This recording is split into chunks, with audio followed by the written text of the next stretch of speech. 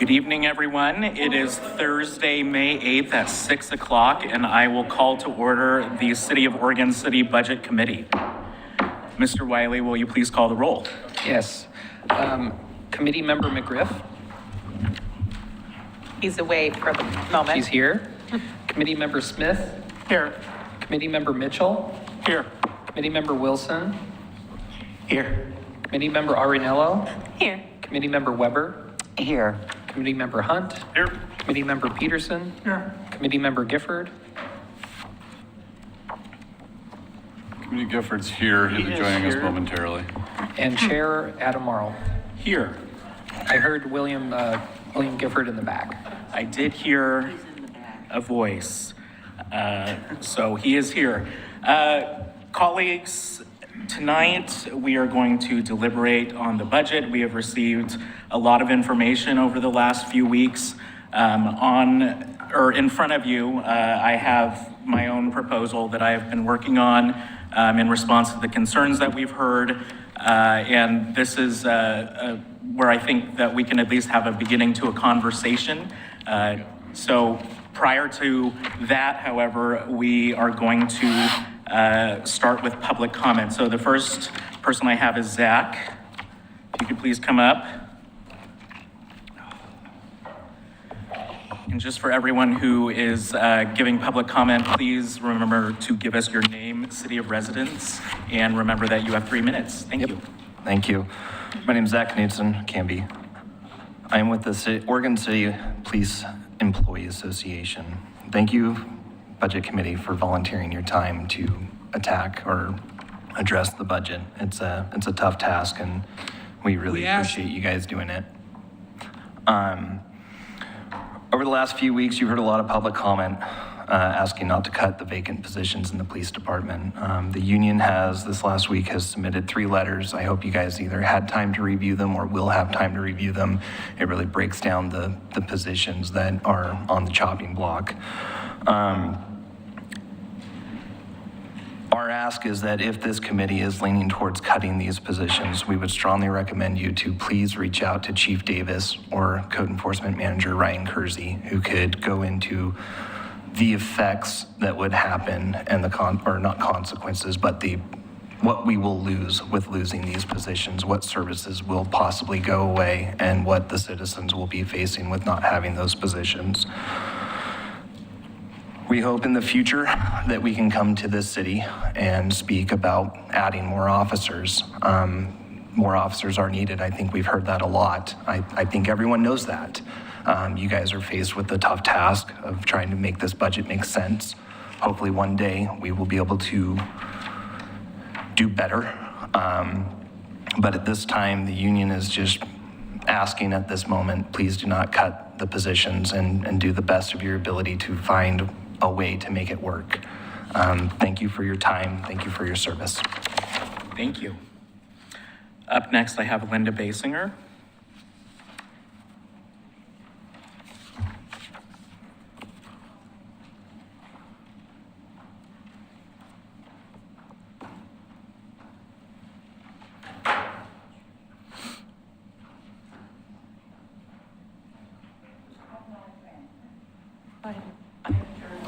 Okay, I brought a friend.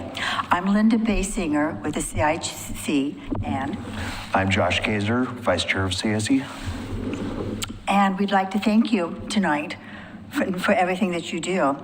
I am Chair of the Citizens Involvement Committee and urge you to accept the proposal for the 2025 and the 2026 budget. CIC is pleased to announce that the Hazel Grove, Westling Farm, and South End neighborhoods are now reactive, and we are working and also getting the Rivercrest neighborhood up and active. The growth of the neighborhoods and the increase in postage is the cost of printing is why our budget have increased. At one time, the Citizens Involvement Committee was the #1 goal of the commission. I hope that that's still near and dear to your heart. At May 5th at the CIC meeting, Officer David Edwin gave a presentation on the camp cleanup and response. And I am so pleased to announce that from that homeless camp that was on the Upper Willamette will now be cleaned up. Oregon City Police will be providing the procedures, and the tribes will be providing the money for the cleanup. That's just another example of getting the right people together to do the right job. CIC comes together to take all the information back to the neighborhoods. Please fund the 2025-26 CIC budget. And I also urge you to pass the police budget as well. Thank you. Thank you. Last, we have Beth.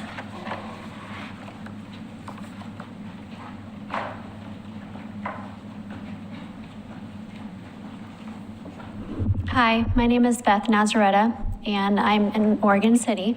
I moved here from California about 12 years ago, from a town called Paradise that actually burned down. My home did burn down, but I had left before that happened. And one of my girlfriends, her dad was a police officer, so we were involved in that a lot.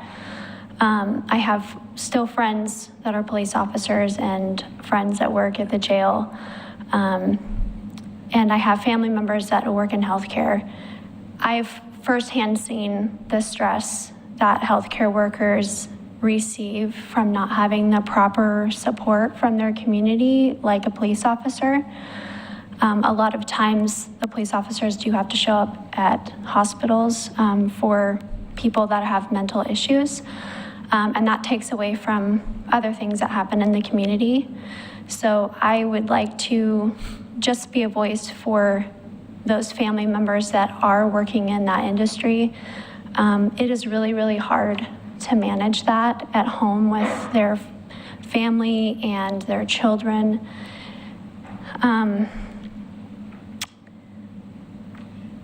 I've seen what happens to families during that stress, and for those that are in that industry, I thank you so much for your service. It is very much appreciated, and to have lack of support is really, really hard. So I just want to thank you so much for being there. If I know the budget is really, really hard to appease every single area. Budgeting is hard to begin with. So thank you for your service here. It is very, very much appreciated. And if there's any way possible to trim off in any other area, to not trim off our police officers, it would be a great joy to be able to share that with our community. So thank you. Thank you. So I do not have any more public comment forums. No one online? Okay, we are good. So we are going to move on to the deliberations, and like I just said, I have before you a document that I've been working on that I figure would be a good place for us to at least begin having a conversation, given all of the different asks and concerns that have been brought up to us. So unless anyone else would like to say something, I would be happy to walk you through this real quick. Do we need to have information from staff on some of the information that you brought back to us, I guess, based on requests? It's up to you. So I think the update would be, so last night the Urban Renewal Commission preliminarily approved and asked us to bring back in 2 weeks a refinement to the urban renewal budget. So when we started this, I proposed the budget that you're reviewing right now at the City Commission, assuming that in the first year, urban renewal would collect 25% of the available tax revenue and 50% in the second year. The Urban Renewal Budget Committee then recommended that 100% be collected both years. Last night, the Urban Renewal Commission preliminarily approved 25% the first year, consistent with what I had proposed in the budget, and then 25% the second year. So they left it at 25% for both years. What that means is approximately a little over $280,000 in additional revenue to the general fund in the second year, above what I had provided you in my proposed budget that you're reviewing, because I had proposed 50% In the second year, the Urban Renewal Commission approved 25%, so that's the difference there. In the packet that's on your that we've distributed and that's in front of you, Matt and I worked on the letter from May 7th, and we tried to take the questions that we had at the end of last week's budget committee meeting, as well as some other questions that we received via email from members, and tried to consolidate them into just one page of responses.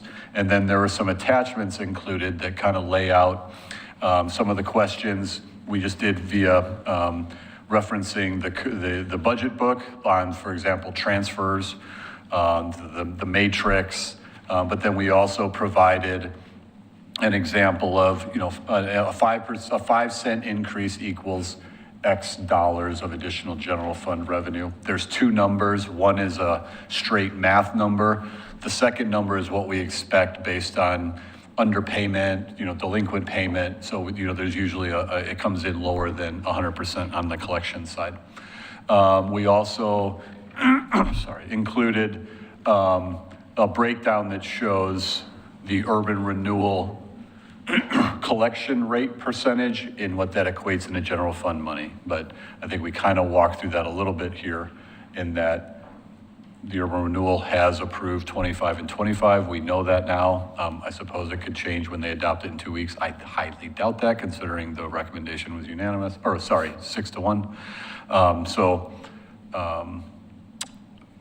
really that's kind of where we're at today. We're kind of back to the budget that I originally presented to you, with some extra revenue in the second year. Do we have any questions? And so, like I said, if there's any questions on the responses we provided, we can certainly try and answer those as well. Yes, Mr. Gifford. Just a point of clarification, the reduction in collection down to 25% affords the city, what, a couple $100,000? Is that right? No, if we go to the Just roughly, the spreadsheet. Yeah. That's right. What's that? Well, in addition to the other 500, I mean, it's by collecting 25% means an additional 800 and, where is it at? 286,000. No, that's 25%. So we're collecting 75%. So by the urban renewal collecting 25%, that means, what's the number, Matt? It's right there, right? So by the urban renewal collecting 25%, that adds $986,000 to the general fund each year. Well, first year it's a little bit higher, in the second year for 3%. But because I assumed 25 in the budget and 50 in the budget, by doing 25, it adds an additional 286,000. That's where I got it, okay. Correct. So a quarter is roughly 286. So that money that would be collected, I just want to make sure I have a real clear picture of this. That is, some of it is distributed to the other taxing entities. It will be distributed according to the tax breakdown, correct? The tax breakdown. And is the city then part of that tax breakdown? Yes, absolutely. That's where our portion comes from. That's where our portion comes from, because we are another taxing entity according to the. Yeah, if you look urban at your renewal Clackamas district. County property tax bill, I don't know, there's probably 13, right, of all the taxing districts. I heard there were 115 in the whole county. That wouldn't surprise me. So those taxing districts will get their funding based on their percentage of the money that's not being collected. Got it. Okay, that's clear. Thank you very much. Any other questions? I would like you to go over this information just briefly. All of it? And you would want to turn on your mic? Yes. I mean, there's some that can be skipped, but I think there was some very valuable information in here, and particularly, I mean, I read them all. I didn't pick out anything in particular, but there were a lot of, there were a lot of questions that were answered, which I think is, important. So, but again, I was brought up whether we were going to do it, and I said, yeah, I think that's okay, but the majority will rule, so. So colleagues, would you prefer that the city manager go over each question one by one? Or if there are clarifying questions that you have about what was presented to you in the packet, would you rather prefer to just do it like that as we have with Mr. Gifford's questions just now? We can pick I also think as we walk through the discussion, probably some of these are going to be answered again. I think some of them are relevant to, I think, some of the ideas that I've seen in terms of, it's probably where I imagine the discussion's going tonight, but I'm happy either way. I would say let it echo deliberation. There's just a couple that I had in here that I wanted to ask a question about. Okay. Well, then please feel free. Okay, well, number 4, let's start out with that one. So the proposed increase of $30,000 is, what was the proposal to, what's going to be used for, basically? Mailing. Pardon? It is strictly mailing. Mailing, okay. I think a lot of the testimony we've had involves number 10, and I guess I will say for the record, there's a little bit of, my pants are on fire, and it's not that I'm opposed to, I'm one of the biggest supporters of the police department. However, we are not decimating the department, and some of the words that have been used have, I thought, been a little excessive. We're talking about positions throughout the city that are vacant, that they're not talking about rehiring. To me, that is taking a look at, strategically looking at where we can provide some savings, not wholesale. I've had people come up to me and say, I hear you're eliminating the police department. And I said, where'd that come from? I mean, the rumors start flying. I mean, I don't know where this information's getting out, but it's unfortunate, again, that, the rumor mongers continue to feed the fire.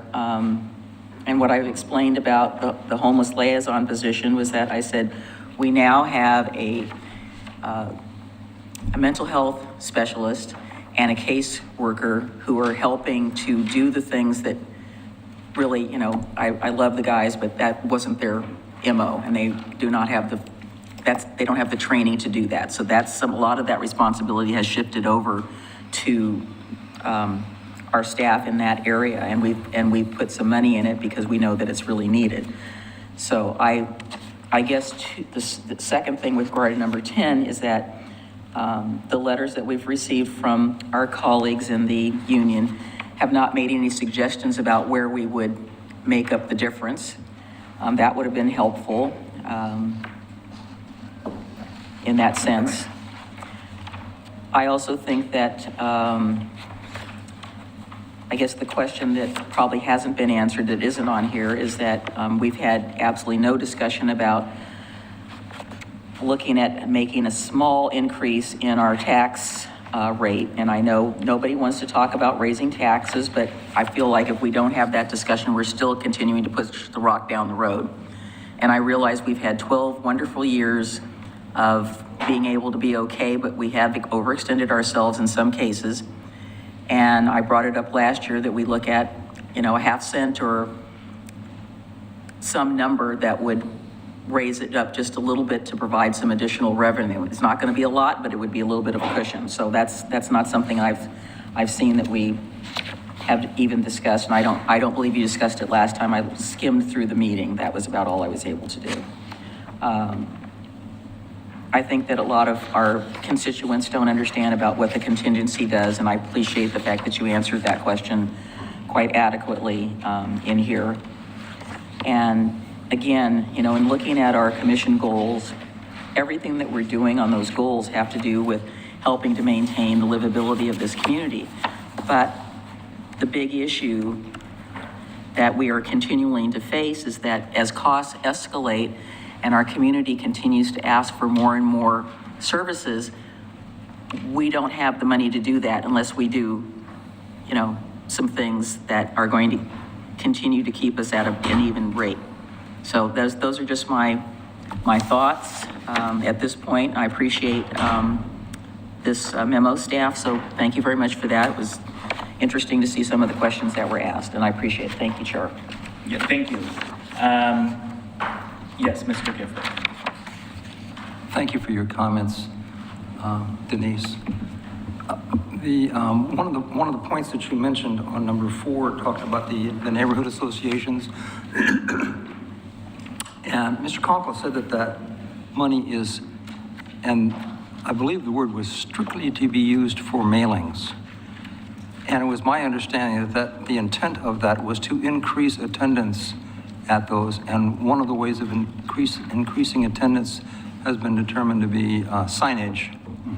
So I think that in addition to mailings, that includes signage. Yeah, I could have been more precise. It's Yeah. for noticing for CIs, for neighborhood association meetings. And Now, signage. The newer ones don't have the this- nice A-frames and all that. This is predominantly a price of mail type of inflation. Understood. Yeah, I just wanted to be Increase. clear that it isn't Yes, if just somebody for- wants to use A-frames, they can. Okay.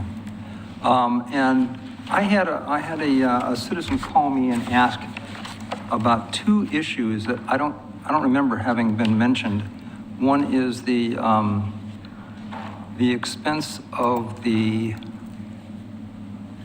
water quality in the cove.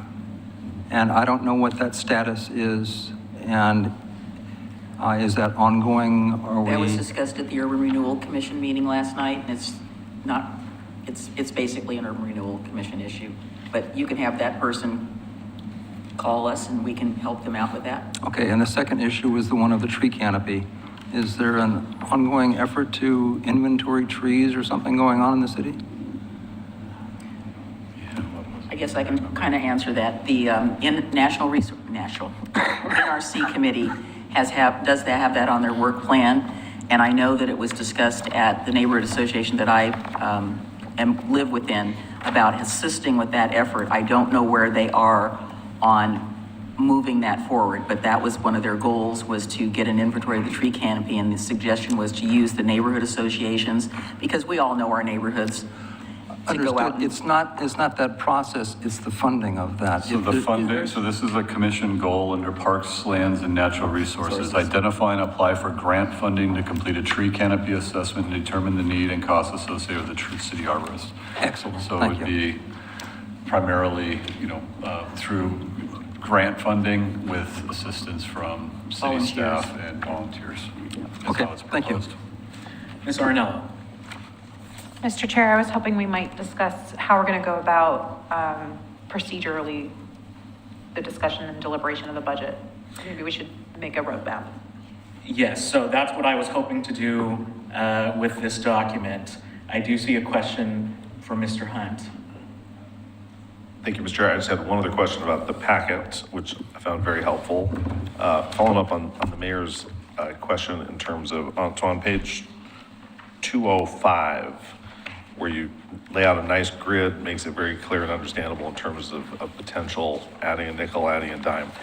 I just want to make sure I understand the column that says the additional tax levy net. Am I correct? That's an annual figure versus a biennial figure? That's correct. Okay, great. Yes. Thank you. You're talking about this one that was in our packet. Oh, the other one. Yes, so yes, that is a yearly, obviously gross, and then we do a percentage reduction based on what we historically see on collection rates.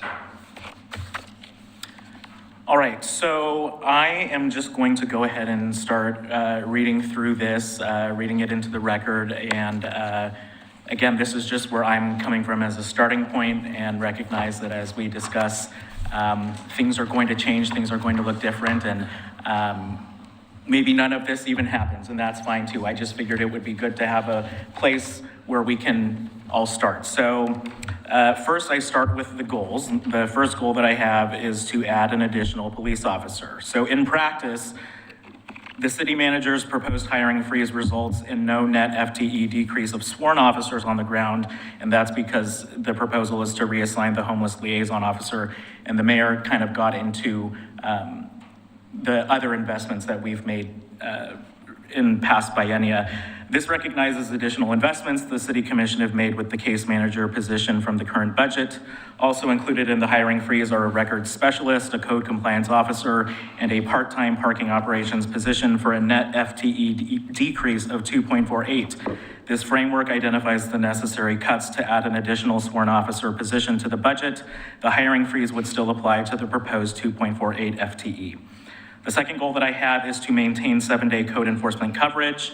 In the packet that we received, staff has confirmed the ability to maintain 7-day coverage with the proposed FTE, given a slight increase in funding for overtime and a recognition that hours in response would be affected. This framework identifies the necessary cuts to fund overtime pay. And number 3, maintain the city's current tax rate. And that is definitely a conversation that we can have, Mayor. But for me, this is where I'm starting. The taxes levied by the city do not exist in a vacuum. This is something that I've said over and over and over. The City of Oregon City continues to provide excellent service to residents, and additional funding sources, such as a potential parks bond, are a topic of conversation for the City Commission in the coming biennium. So first, I'm going to get into the cuts and then how those add up to what I'm hoping to see backfilled in this budget. So first proposed cut is to reduce DEI expenditures, which you can find on page 45, from $250,000 to $125,000. And I will note, only 58% of this expenditure comes from the general fund because the rest of it is through internal service charges. So the net savings would be $72,500 to the general fund. This would be a further conversation about what that would actually give us as a result. But at the very least, if there were an ability to provide for quarterly meetings of this task force with city staff support and minimal consultant deliverables, I think that would be ideal. And the remaining $125,000 would be split between the DEI task force projects and also employee retention initiatives, which I do want to highlight was part of the original proposal. It wasn't all just proposed in the city manager's budget to go toward a DEI consultant. Part of it was also for employee retention initiatives. Moving on, redirecting this general fund allocation to public safety maintains its original purpose of fulfilling the City Commission goal to integrate, quote, principles and values that provide for a diverse, equitable, inclusive, and safe city that is welcoming for community members and visitors and strives to create an environment that supports the long-term tenure of employees. And so what I'm saying here is that even though I'm proposing to redirect what was already proposed for DEI toward public safety, I do believe that this still falls underneath that goal that the City Commission set because of what I bolded right there and underlined, a safe city that is welcoming for community members. The next cut that I have identified is to reduce the adaptive reuse grant, which you can find on page 47, from $300,000 to $200,000 for a net savings of $100,000 to the general fund. My rationale there is that this is a pilot program, and I believe it needs to demonstrate its utility and the demand, that there would even be a demand for that much money before a larger investment is made. The next cut, reduce business promotion programs, which you can find on page 47, from $250,000 to $230,000 for a net savings of $20,000 to the general fund. Just to note, $120,000 of this line item goes toward the Downtown Oregon City Association, so we give $60,000 per year, and this document does not propose a cut to that allocation. The $20,000 reduction in this framework would affect the remaining $130,000 for business promotion programs falling under the Economic Development Department, with the recognition pursuant to a conversation we had last night at the City Commission that we are trying to empower our DMO and the funds that we are giving to them to begin looking into ways that they want to invest those dollars. Next, reduction in urban renewal taxes, which the city manager has already talked about. On May 7th, the Urban Renewal Commission gave staff direction to move forward with a 25% collection rate of urban renewal taxes for both fiscal years of the biennium. The net increase to the general fund is $286,000. So moving on to the additional expenditures from what those goals that I identified at the beginning are. So $10,000 as identified by staff in the packet to fund increased overtime for 7-day code enforcement coverage, $430,000 for the biennium for an additional police officer. So taking all of those cuts that I've just proposed as a starting point, versus the additional expenditures. The savings would be $478,500 for the biennium, and the total proposed expenditures would be $440,000 per biennium. And then at the very end, I added some things that I would like for the City Commission to discuss in the future.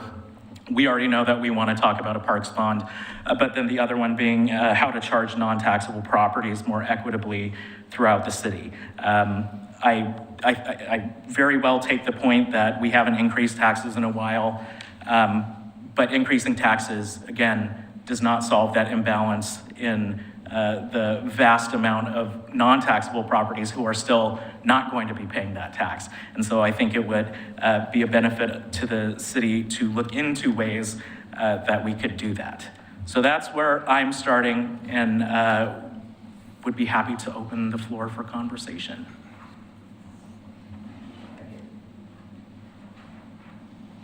And I will note that I did have extensive conversations with the city manager, not to say that he agrees with what I'm proposing, but that we went over where these dollars are coming from and that they would actually be able to go toward other things and that they aren't dedicated funds required to go toward something else. Mr. Gifford. So first of all, thanks very much for doing this. This is a really nice analysis and a good place for us to start talking. I wanted to make sure that, as I understood in your final numbers here, that the total savings of $478.5 compared with the total proposed expenditures of $440 gives us a net savings of $38.5. Is that what you're proposing? Correct, with the understanding that we are operating a lot in government with these contingencies in mind. And also I would note that even with the $430,000 that I proposed for the additional police officer, that is at the higher end of if we were to get a very seasoned, well-qualified person straight in versus if we were to get someone who is greener to that position. The other thing is that as we go through the budget cycle, there are going to be open positions throughout the city that are going to take time to be filled. And so all of the budget for those positions are not going to be totally expended either. So there are monies available at the end for what I'm proposing, in addition to what I think would be significantly more. Commissioner Mitchell. I gave this some thought as well, and certainly didn't go to the degree of difficulty that Commissioner Marl did, which I really appreciate. But I agree 90% of the way through with what Commissioner Marl has suggested, and certainly with the goals that he suggested. I did identify a couple of other cuts that I'd like us to consider. And it's not a lot of money, but it's money. One, there is in the commission sub-goals, there's a $20,000 amount to investigate establishing pre-established or pre-approved ADU plans. That's something that I proposed back at our goal-setting retreat. But given the way money is, and given the fact that we're going to have to do a housing production strategy in the next biennium, which will be grant funded, a procedure like this probably makes more sense as a part of a housing production strategy. So I would suggest removing that $20,000. The other thing, I'm going to go out on the flower limb again, so to speak, and suggest canceling the second year of the flower basket program, which would be a $56,000 savings. And also, as Commissioner Morrow said, with the goal of adding an additional police officer. The other thing, and my numbers went a little sideways, so it may end up that there's only about $37,000 or so available for this. And what I'm talking about is a fund within Parks Maintenance for the little stuff. I think sometimes we get, and when you look at some of the goals that are listed for capital improvements, it's a new restroom and whatever. And I happened to drive by this afternoon and drove in just because I was still curious, drove into the Oregon Trail Center. And I know now for 3 seasons, we've had red paint on sidewalks that are raised up 6 inches right at the entrance to the end of the Oregon Trail Center, and we wouldn't let one of our citizens get away with it for that long. We'd have code enforcement all over, but we're letting ourselves get away with it. So what I was trying to do was free up some money for the little stuff, not put it into, the big stuff. Let's spend some money on the visible little stuff. The other thing, and I'm kicking myself over here for not having thought of this before, and I don't know that we can pull the information out that readily. We know the courthouse is closing. One of the suggestions that has come up is providing free parking downtown. And we have talked about, and we have in our goals to do a parking study afterwards. But if it turns out that we do want to make parking free downtown, or partially free, or a small area free, and I don't know. But I don't know that we have any money set aside where we could act to what a parking survey tells us. And I don't know if you look strictly at parking, income from meters versus enforcement only for parking meters downtown, is that a net gain? Is that a net loss? And again, I apologize for not thinking of that until I sat down here tonight. So maybe two things. I appreciate the idea of a, small project kitty, let's say, right? Because yes, we do focus on, we spend so much time trying to accumulate the money to do bigger projects. Sometimes we lose sight of the small things. And I'll just say this just because I agree with the concept, but I just wanted to say, we are working with the end of the Oregon Trail and Metro for a grant to actually rebuild all of that, specifically what you're talking about because of the size of it. But there's a lot of other. But there's a ton of other areas. So I just wanted to say, yes, we've realized that one's been an issue, and we're trying to get to it. And then, I think for parking, I think during the presentation I had talked about, we actually lowered our parking collection fees down to what we saw during COVID, because we don't know what to expect with the courthouse leaving downtown on what that impact's going to be.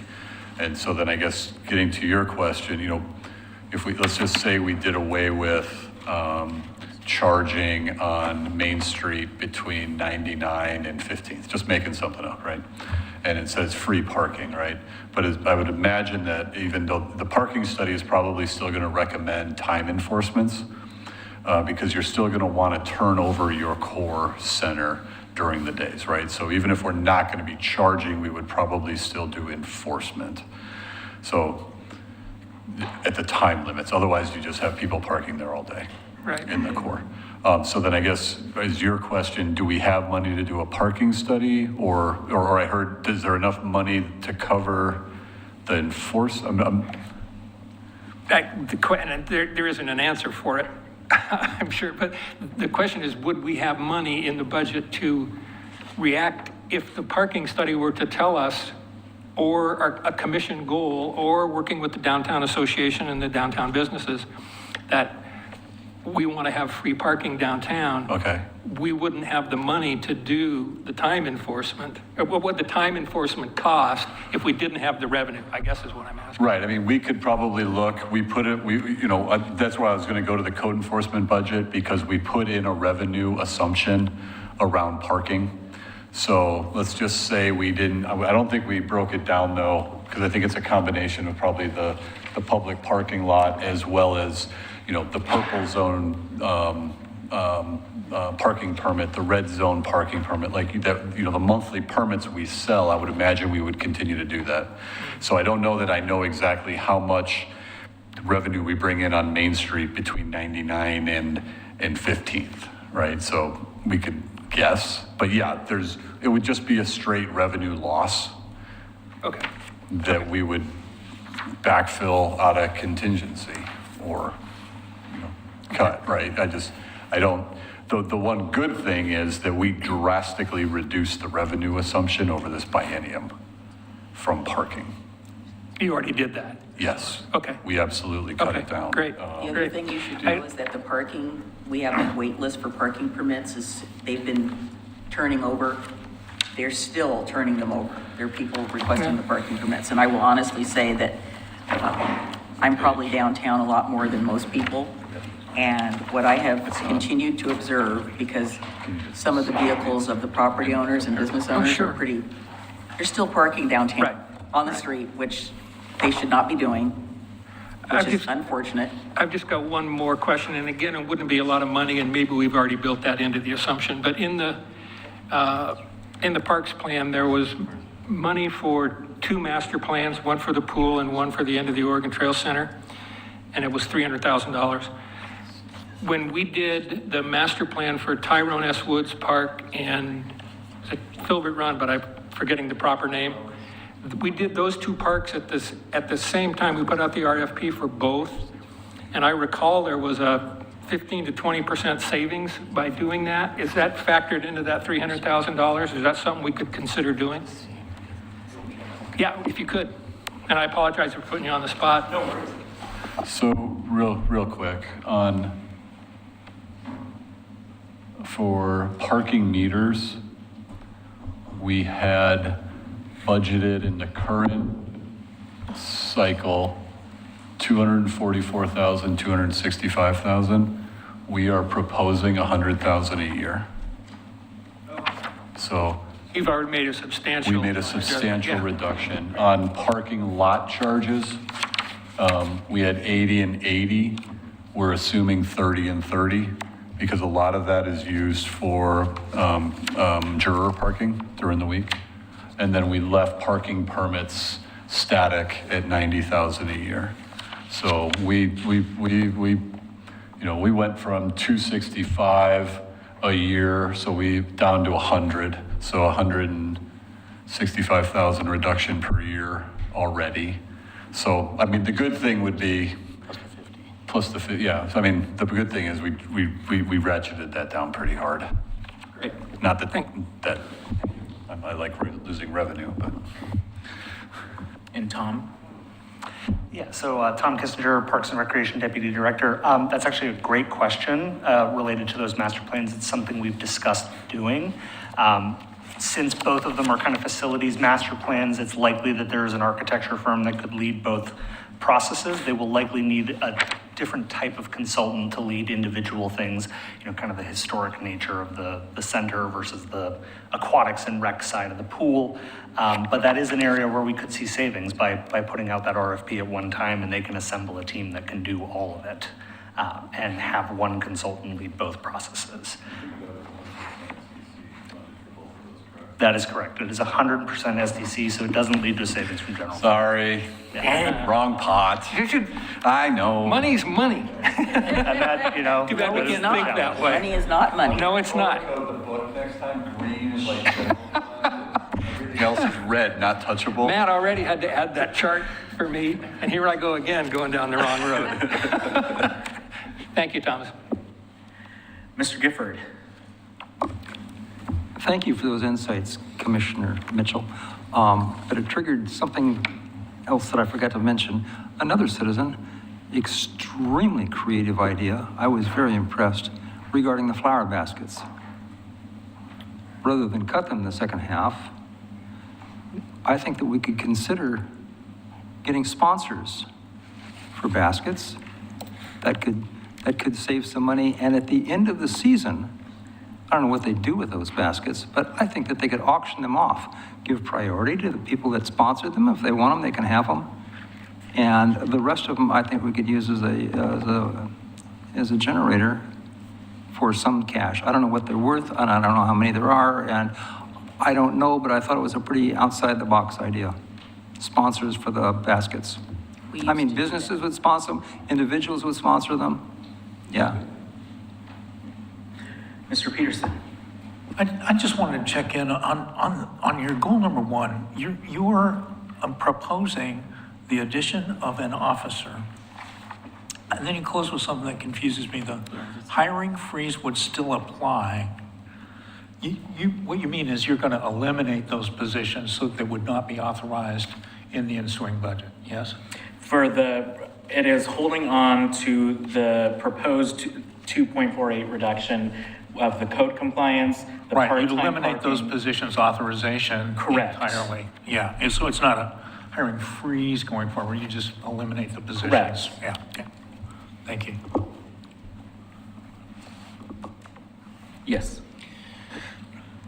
So first off, thank you so much for putting together this proposal. It's clear that you really went through and looked at what we can do with this budget. And again, I agree actually with a lot of what's in here.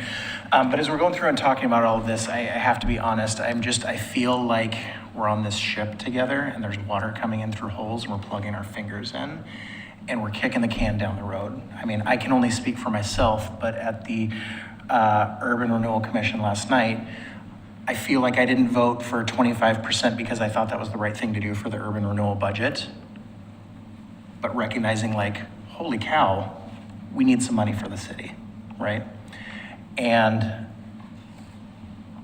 this fixes the issue at the moment, but we're gonna be in the same place, if not worse, in 2 years, if we don't figure out some other sustainable ways to collect revenue for the city. And to the mayor's point, looking at property tax rates. Now, there are other things that we can do, but what else are we not doing because we can't, because we don't have the money? Where are we at with deferred parks maintenance? You know, the pool, we're on borrowed time. My understanding, please correct me, Mr. Kissinger and Archer, but we didn't paint the decking on the pool when we retiled it because we didn't have the money.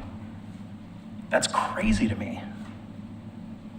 And so I would love to put us in a position where instead of being reactive when we're planning for a budget, we can be more proactive in planning ahead. And I think part of that is setting the city up better financially to begin with, so that we're not going into this next year saying, well, what else do we have to cut? Well, I appreciate those comments. And I, first on the parks issue, I think that's the reason why the city commission has for years now been interested in looking at a bond that would be separate from what we do from the general fund and would be way beyond what we would ever be able to contribute from the general fund to even make a dent into the issues that you just identified. Second, when it comes to the structural imbalance that we have, that is what I was hoping to address in this. These last few budget cycles, if those of you who were here will recall that I was initially opposed to creating the case manager position because I did not like the way that we were proposing to fund it. And that is, that was something that was identified by the city manager as one of the challenges when they were developing this proposal. I've had issues with some accounting maneuvers that we've made in saying, well, we'll add a position in the second year of the biennium so that there's savings in the first year, only to then come to the next biennium where that position is there for both of the years. So I absolutely agree with the comments that you just made, and I believe that that's at least what this tries to get at, recognizing that we're not going to be able to solve all of those structural issues by our statutory deadline, and that's why I propose at the very end continuing conversations over those revenue options that, again, are going to make sure that we are not overly burdening our property owners who do have to pay the taxes versus those who are able to avoid them. Yes. I also want to say thank you for the work that you've done on this document. This has really helped for me focus in, on the important things to do. I just have a question, maybe for Tony. We talked a little bit last meeting about reducing reserves. Did any of, and I'm sorry because I did read this and go through it, but did any of these numbers, or were there any projections on the little pieces we talked about reducing down to from the current reserves that we're keeping? No, I don't know that we went too much into that. I think there was so we have two things when we think about general fund endings, fund reserves. We have the 17%, which is recommended or GFAOC, right? Is it required? It's not required, but. Yeah, it represents 2 months of operating expenditures, which is gets us through essentially till November with other revenue coming in. That's when we get our taxes. Yep. Yeah. And then we have a policy that sets a goal of 10% on top of that for emergencies. And that's about 3.2 million, 3.5 million is the 10%. So I think the question was, why 10%, right? Could it be 5%? Yes, it absolutely could. It's a risk mitigation pot of money, right? If something were to happen, we'd have the cash on hand to address up to X amount, right? I can remember when I first started here, we had the two girls killed, right, over in the extensive amount of overtime, right? Situation like that. I talked a little bit about the ice storm, right, or the firestorm, right? We were able to respond to those. Fortunately, in those instances, we were able to get back. I guess what I'm saying is it's a risk management. It could be reduced. I just want you to know that that's a one-time infusion of cash, right? When we think about this budget, think about two components of the budget. One is we started at a very good fiscal place. We had a very good savings account, ending fund balance. We put the budget together and we are expending more than we are bringing in. But because we have such a nice savings account, we're able to offset that imbalance to say we are balanced, right? Think about it as if I got $5,000 in my savings account, I make $1,000 a month, but I'm spending $1,300. I can keep doing it until I burn up my savings. And that's the trajectory that we're trying to kind of get ahead of here. Okay, yeah, thank you for explaining that to me. I am just a little bit, not real concerned, but just wanting to make sure we explore the police funding options as fully as we can. I'm nervous about cutting positions. Mm-hmm. You just said that if there is something that happens that's going to be really expensive and disastrous, it's going to be them that's in the middle of it too, probably. Well, not necessarily. I mean, the ice storm brought in multiple parts of the city. There could be, a significant water line failure. We had a significant water line failure with South Fork Water Board, right? And we lose South Fork, we don't have the ability to do our reservoirs. So, I mean, there's all kinds of potential risks out there. And when you're a full service city like we are. Earthquake, yeah. So to continue, just if I may real quick, to continue on the theme of one-time cuts to address what we're dealing with right now, the way that I see this is the cuts that I am proposing are not one-time cuts in the sense that we are not bound in future biennia. No budget committee nor no city commission is bound to always do these projects that we've been doing the last several biennia from the general fund. That is all up to our discretion, but in practice has been a recurring expense because we keep agreeing to do it. So in the sense that they're a one-time cut, that's if we want to keep doing them forever and ever and ever. But when it comes to what this body is charged with doing, which is to decide where those funds go, they are not bound by the things that we have done in the past to continue them in perpetuity.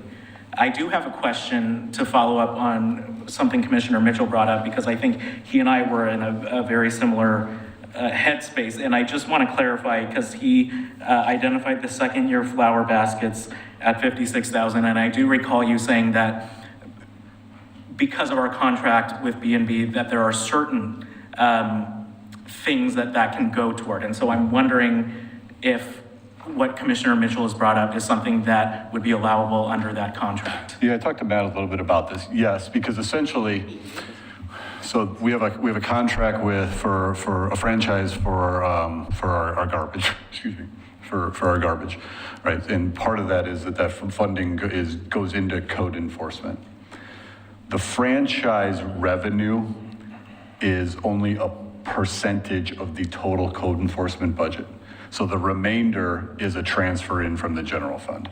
So if you took away the baskets, which are paid out of there, so you would reduce that expenditure from the code enforcement budget by 56,000, we could then reduce the transfer in by 56,000. So, it'd be different if the franchise paid the entirety of the budget and then it would almost be like a dedicated funding source, but that's not the case. The code enforcement is a combination of the franchise fee plus additional general fund plus parking revenue. It's a mix of essentially money. So, but long answer to yes, you can do it. Okay, thank you. Mayor McGriff, you had your. Yeah, I just wanted to ask city manager and our finance director. So the only positions that we've identified, I understand that we have a vacancy or we have a deficit in the parks for maintenance. So what about that position? Yes, right now we're holding it open. We're holding it open, okay? Are there any other general fund positions that weren't listed that we're still holding open? I mean, I know we had some savings from our parks director leaving, but that's in this current. When you say holding open, you mean we're just not filling it? Correct. Okay. But we're not freezing that. Right now, I'm not filling positions in the general fund. Right. In the budget, when we prepared this budget, I had proposed the code enforcement officer, the record specialist, the homeless liaison officer, and a parks and recreation administrative assistant position because those were vacant. So I included them in the proposal. After the budget was submitted, we did have another vacancy in parks maintenance. So that's 100% general fund. And so right now we're holding that until we kind of get through this and we can make some better decisions on how to move forward. I'm not aware of any other general fund vacancies at this time. But when you say you reduced the one of the officer positions, can you please talk about the reassignment? Yeah, so, this is, so like many of our departments, including police, we're very rarely 100% staffed up to the budgeted number, especially in police because of the training time, the hiring, just it takes a long time. So what happens is we have the patrol officers and we have minimum shift coverages that are associated with that. So as we have retirements or if someone decides to take another job or whatever the reason may be, right? We also have special assignments. We have traffic, we have the homeless liaison officer, we have school resource officers. So we take officers, chief and his staff take officers from those special assignments and move them over into patrol. So I guess is that what you're saying is that we had a homeless liaison officer, because of staffing, we would put them into patrol. So, and then eventually that person asked to just be removed as a homeless liaison officer. So while we've identified some of these positions by name, ideally, if we were at 100% staffing, everybody would be doing what we had anticipated those positions to be. But when we're understaffed, we pull from the special assignments to make sure we can get minimum coverage on the patrol side. Is that answering your question? Yes, and that's why in the budget narrative, it says that the net decrease is 2.48, which accounts for the code compliance, the part-time parking, and then what was the third one? The record specialist. Right. Ms. Arnello. I see this board and this commission as facing several challenges, but I want to remind us of, I think, what our goals and our duties should be, which are preserving infrastructure, maintaining staff and police services for Oregon City, maintaining services, programs, facilities, pool, library, and such for our citizens, all for livability and making sure that we are proactive in our policies and that we are responsive to livability needs. And I think that while cutting fluff year after year, like the flower baskets might be advantageous this year, we have to reconcile with the fact that we've seen huge increases in labor costs. We've seen huge increases in materials cost. And Oregon City has done its best to manage and mitigate that. But realistically, we have not kept up with the true need to potentially increase the tax revenue that we use. And we can be diligent in how we use those funds, and we can, again, cut fluff. But I think it's time this commission potentially consider increasing property tax rates to meet the needs and to not rely on our contingency and wear that down. And I think we need to seriously consider it. Mayor McGriff. Yeah, I was going to say something very similar. Having worked in the public sector for a number of years, as some of you are currently in the public sector, our biggest asset and our biggest expense is our people. Without the people in these positions, we can't do what we need to do. And that's just a fact of life. I understand that all about that. You are correct.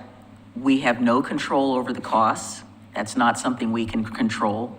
And I really feel that while the ideas are really great, we're nickel and diming it.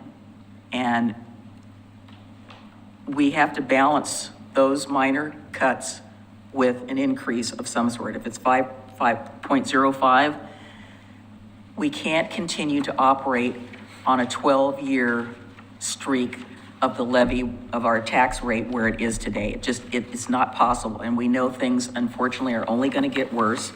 I try not to listen to Marketplace in the afternoons when it comes on, but, I want to know kind of what's going on with what, and it's volatile. I don't care about the markets because they're going to go up and down. But what concerns me is the increasing cost of doing business. And it's not just the private sector, it's the public sector, the private sector. It's everybody is taking it in the shorts. And there's no way we can keep up with what we're doing on the money we have. Because I know the community is going to demand that when they call about something or they have a concern about something, they want us to respond. I understand that. We all get, as commissioners, we get those calls. And we try to respond as best we can and explain about the resources that we have available and the resources that we don't have available. And I just think we are kidding ourselves. We have to bite the bullet and we have to look at that we cannot push this rock down the road. I don't want to be talking about this next year, mid-year, when we have to make some adjustments saying, well, we really should have looked at it. And I know we're going to get a lot of crap, but I think our community deserves us to be fiscally responsible, and I think we need to do it. These, for instance, you're talking about cutting the grant thing. Well, when we changed it from, I think, what was it, 25% to 50%, we had a DOCA board meeting this last couple of days, and we talked about the applicant that is working on a proposal. If that's, they're not going to apply. Their project is not going to be able to get a return on investment with this little tiny bit of money. So, and again, your idea about sponsoring these flower baskets, and again, that's a drop in the bucket. But back when you and I were chair of the neighborhood association, our neighborhood association raised money to pay for some of the flower baskets in our neighborhood. And I know that that's something that we've talked about possibly doing again. Making a donation to the city saying we would be happy to help do this. I can't speak for them, but we've done it in the past. So I think we need to have, before we even talk about these cuts, if we're talking about your goals and these deficits, it has to be balanced with taking a look at the property tax rate. I agree with a lot of what you just said and a lot of what you said, Ms. Arnello. I will once again state my belief that this isn't nickel and diming unless we're assuming that we are going to be spending $250,000 on DEI every biennium forever. If that's what we're assuming, then we'll be nickel and diming ourselves. No, I'm not assuming But we have that. been abundantly clear that that's not what we want to do. The future budgets are not bound by what we do, and they don't always have to be the same every single time. Mr. Peterson. I would like to understand the overtime payment that is going to be able to get us 7-day-a-week code enforcement coverage for just 7 to 10K. That doesn't make sense to me. And I don't understand what that's doing from a total overtime per all officers standpoint. When you added code enforcement in your last biennium, it was an incredibly cost-effective way to get additional field enforcement around accidents and traffic control, and then to pick up your issues on the weekend and so on. It was just a really wise investment. So I'm very concerned with how dropping a person and dropping 7K back in overtime gets us to the same place. I just can't get it. Yeah, although it's not ideal. I just need to get a clarification of your question. Because I think what you're asking maybe is, because people in the code section, they work different shifts. Yes. So is your question saying that the shift that covers the weekends, why is that overtime? No. Okay, Oh. that's my question. What I'm saying is, we are proposing to eliminate a code enforcement position. We are going to be able to backfill that with 7 to 10K in overtime. That makes no sense to me. So I'm trying to figure out how that worked. Yeah, so today, our code enforcement officers work 410s, and we have them staggered Tuesday through Thursday, Wednesday through Saturday, and then Sunday through Wednesday. So there's a court is always scheduled on a Tuesday, so that code enforcement officer that works Saturdays is, I think there was like 40 some this year to date, the fiscal year, we've had like 40 some cases where our code enforcement went to court. Of those, I think there's like 13 of them that were for the code enforcement officer that works Wednesday through Saturday. So it can be done. It's not ideal, right? Where everyone's gonna have to pick up more work. Code enforcement is busier than ever. But adding money, the current proposed budget that was brought forward would not cover the amount of overtime just for court. So an increase in overtime, say going from 1,700 to say 10,000, right, would significantly cover that. Plus we would, the amount of court overtime, right? Plus it would allow our officers to still do a lot of events. They come out and they help out on the parades. They supplement our patrol officers. They block roads. So it can be done. It's not ideal, but we're doing it today. That's exactly what we're doing. We have 7-day week coverage. When the officer's not going to be there, there's not going to be a code enforcement officer. So, but that's the way it is today. So. Yeah, I definitely want to be clear, yes. I mean, there will be slower response time. There will be, so like, for example, a lot of our code complaints come in, they get logged, right? They're still going to be logged. It's just how quickly are we going to get to them, right? And then, yeah, so the discussion was, how do, we're already running down one code enforcement officer. We've maintained the 7-day coverage. Like I said, yes, it's, would I love to have more in code? Absolutely. Would I love to have more in planning? Absolutely. I mean, every department is, if you ask them to come up here. But, so yes, there will be, but, I think that we can do it based on how we're doing it right now. Mr. Hunt.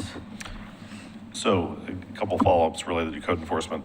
So am I understanding correctly based on your memo from earlier that the adding back that missing code enforcement officer would be $257K for the biennium? It's on page 200 of your memo, right in the middle of the page. The 124 plus the 133. Okay. We took that straight out of the budget estimate based on what we had. So I guess the flip side of that question, I assume the budget as proposed assumes in terms of the fine collection, which is not included in this, I assume it includes income on the fine side related to code enforcement being down one officer. Do you have any sense at all of how much of that, obviously it's not going to make up all of it, but is there some 5, 10, 20% of that gets made up by increased code enforcement income? I'd hate to speculate, right? Because, yeah, it all depends. I mean, if they're doing like parking complaints, and a lot of them, then there's going to be a reduction. But they just don't do that, right? They go out there, they could do weeds, they can go and deal with other chronic nuisances, and there's the money return on that is none, right? Unless we have to, it's always by voluntary compliance, and then if it's not, then we go through the court process, potentially a lien, and then if that ever gets sold, maybe years down the road, we finally get the money. So, yeah, parking is where we have the most revenue, but a lot of the stuff that they do, there's no revenue generator. It's a lot like police, right? We're not here to generate revenue, but they're here to make the livability of our community better. So I can't even speculate of like reducing that, of what that would. And I would just reduce the fines. I'd just like to reiterate, I think our staff does an amazing job of trying to get voluntary compliance. Absolutely. Through repeated contacts and extensions. And like the last place we wound up is court. And then, like Chief said, you know, we try to avoid it, but when we do, right, the judge issues a decision one way or the other. And I don't know what the outstanding liens are. Maybe someday we'll see the money, you know. I mean, it's not truly a revenue generator and how you think of an active downtown pumping a meter all day. Yeah, thank you, Mr. Chair. And I appreciate the chief's comment that, like police, the investment, the ROI is not coming back on fines. The ROI is coming back on livability. I agree with that. Thanks. Mr. Gifford. This point has been made before, and I want to reiterate it because when it's been mentioned from a couple of different angles, there seems to be two facets to it, and one of them gets noticed and one of them doesn't. And that's the sale of property that we're not using, that the city owns, that the Urban Renewal District owns, that could be sold, and people think, oh, well, that's just a one-time money. No, there's also the property taxes that come along with those after they have been redeveloped or after a new tenant comes in, but that money is ongoing. And I don't see any estimates for how much that is, but I think it could be significant. And the sale of those properties is a one-time gap. But maybe that's what we need to get through some of this, and then having the ongoing property taxes as, call it a bonus if you want, after that. Thank you. I would agree with that. I think there's a shared consensus, at least among the city commissioners, that we would like to get through those properties as well. And while it is true that we would receive the property taxes, that's assuming a timely development of that property. I think many of us have been waiting on a hotel to have been developed by now that has been talked about when I first started. So I do agree we can't just say it's a one-time thing and we don't get anything out of it, but we also can't assume whenever down the road that's going to happen with all of the craziness in the market right now. I don't know that it would be. And if I could just add, let's say it's Center Street, let's say it's 10th and Main. These are all vacant property, all publicly owned or urban renewal owned properties. 12th and Main, the Cove, Stimson, every one of those is in the urban renewal district, so there'll be no money coming to the general fund until you close the district.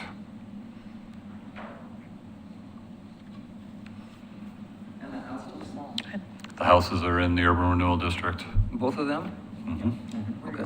We're proposing to sell. We're going to sell them. We made that. Those are owned by the Urban Renewal Agency. Yeah.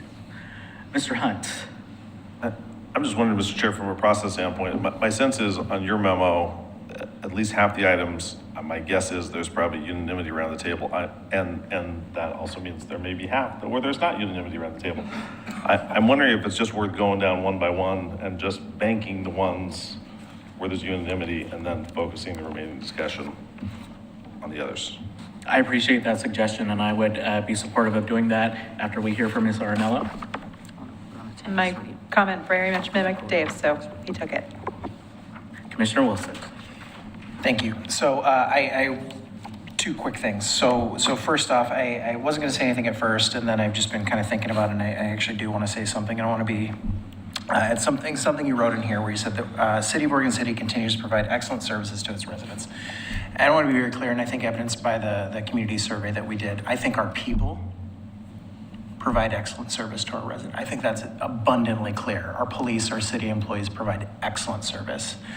I'm going to argue, I don't know if the city provides excellent service in that when we're talking about cutting police, when we're talking about hiring freezes, when we're talking about, again, back to what I already mentioned, parks maintenance, deferred thing, like, I don't think that's excellent service if I'm being very blunt. And I think where we need to start off with in a conversation is, do we need to look at a tax increase? I think we need to have that conversation first. And then we look at, okay, yes or no. And if it's yes, okay, what does that do to the proposed budget? If it's no, okay, where do we move from here? But I think that is the first step. Okay, so I'm going to suggest that we just go around the table and give our initial opinions. I will say once again, again with the parks, that's the reason why we're looking at a bond and an outside way that will 100% be dedicated for that purpose. And that's one of the reasons why in past budgets, I've been hesitant to increase taxes for the sake of saying it'll go to this one thing or this other thing, because the next budget, it doesn't have to go toward that.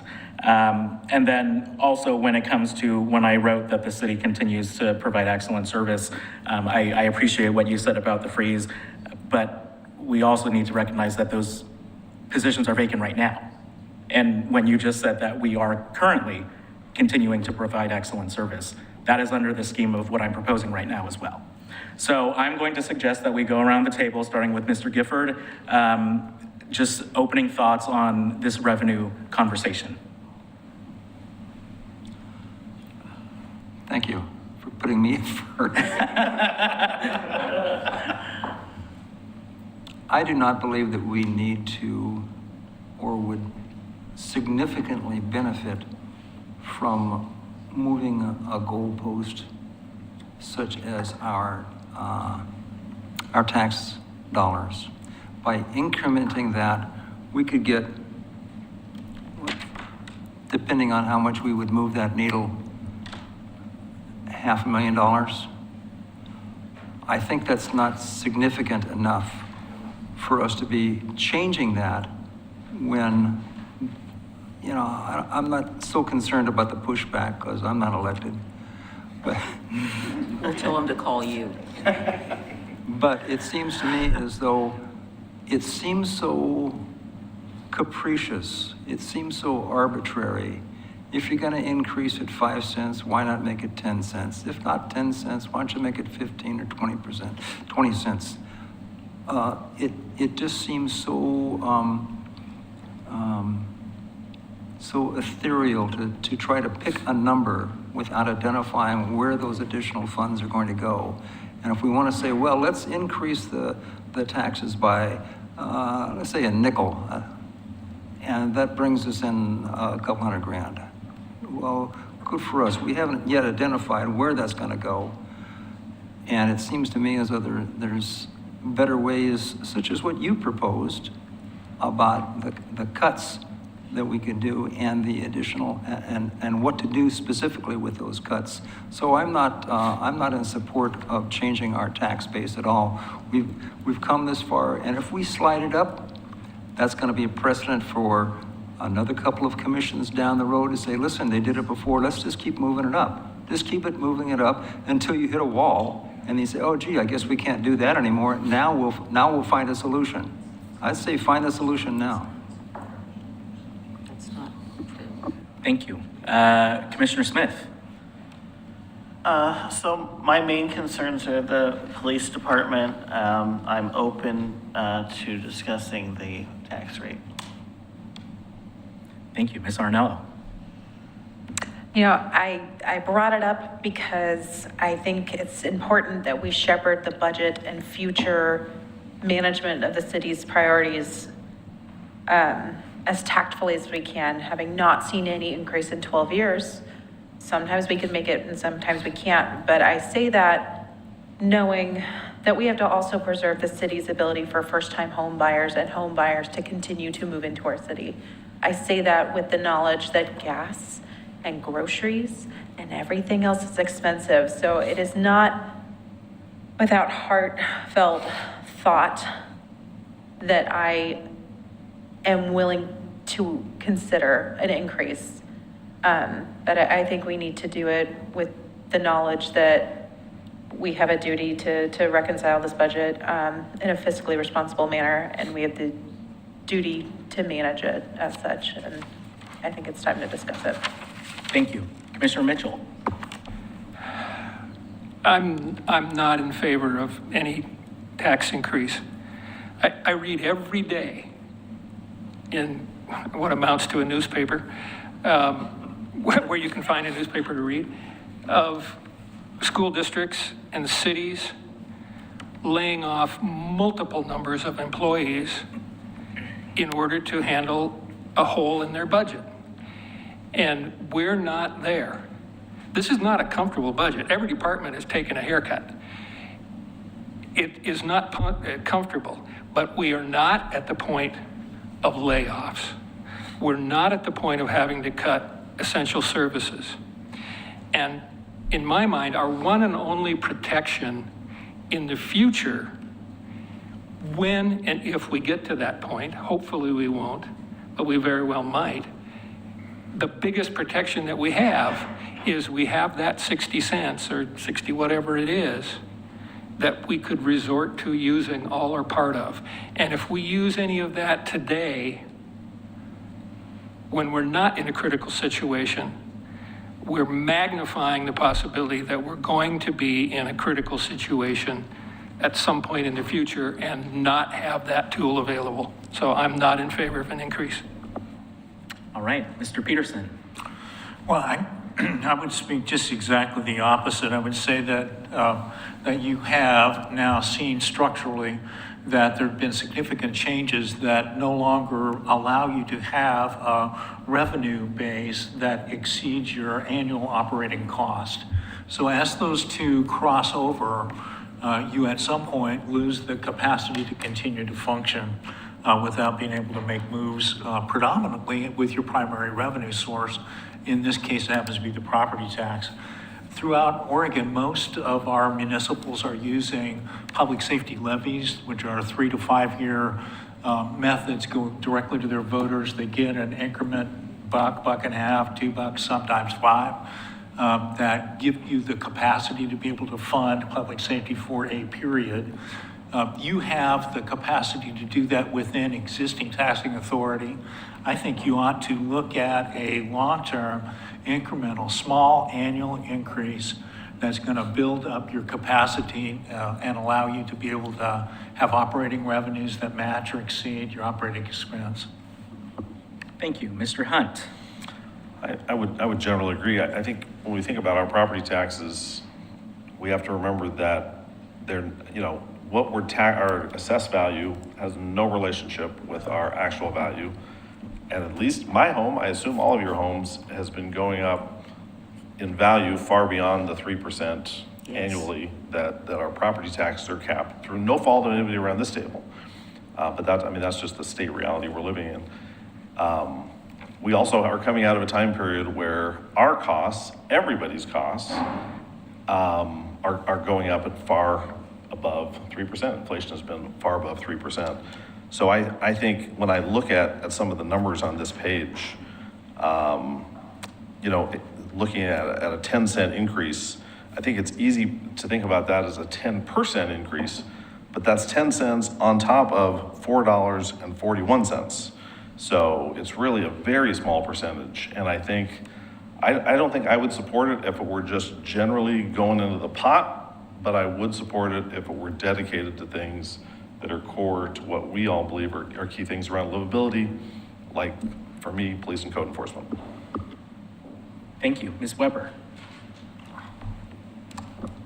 I am kind of agreeing with Mr. Gifford and Commissioner Mitchell. However, if we did push the increase on property taxes, I would agree with Mr. Hunt, where I would like it to go somewhere that's critical and important. Thank you. And we have already heard your thoughts, but if you would like to add, please. Well, I just again reiterate that the costs to operate our city are not keeping up with the revenue that we have received. And we need to be fiscally responsible and help bring that better together. And, you know, I don't have any problem if we want to dedicate it as general fund.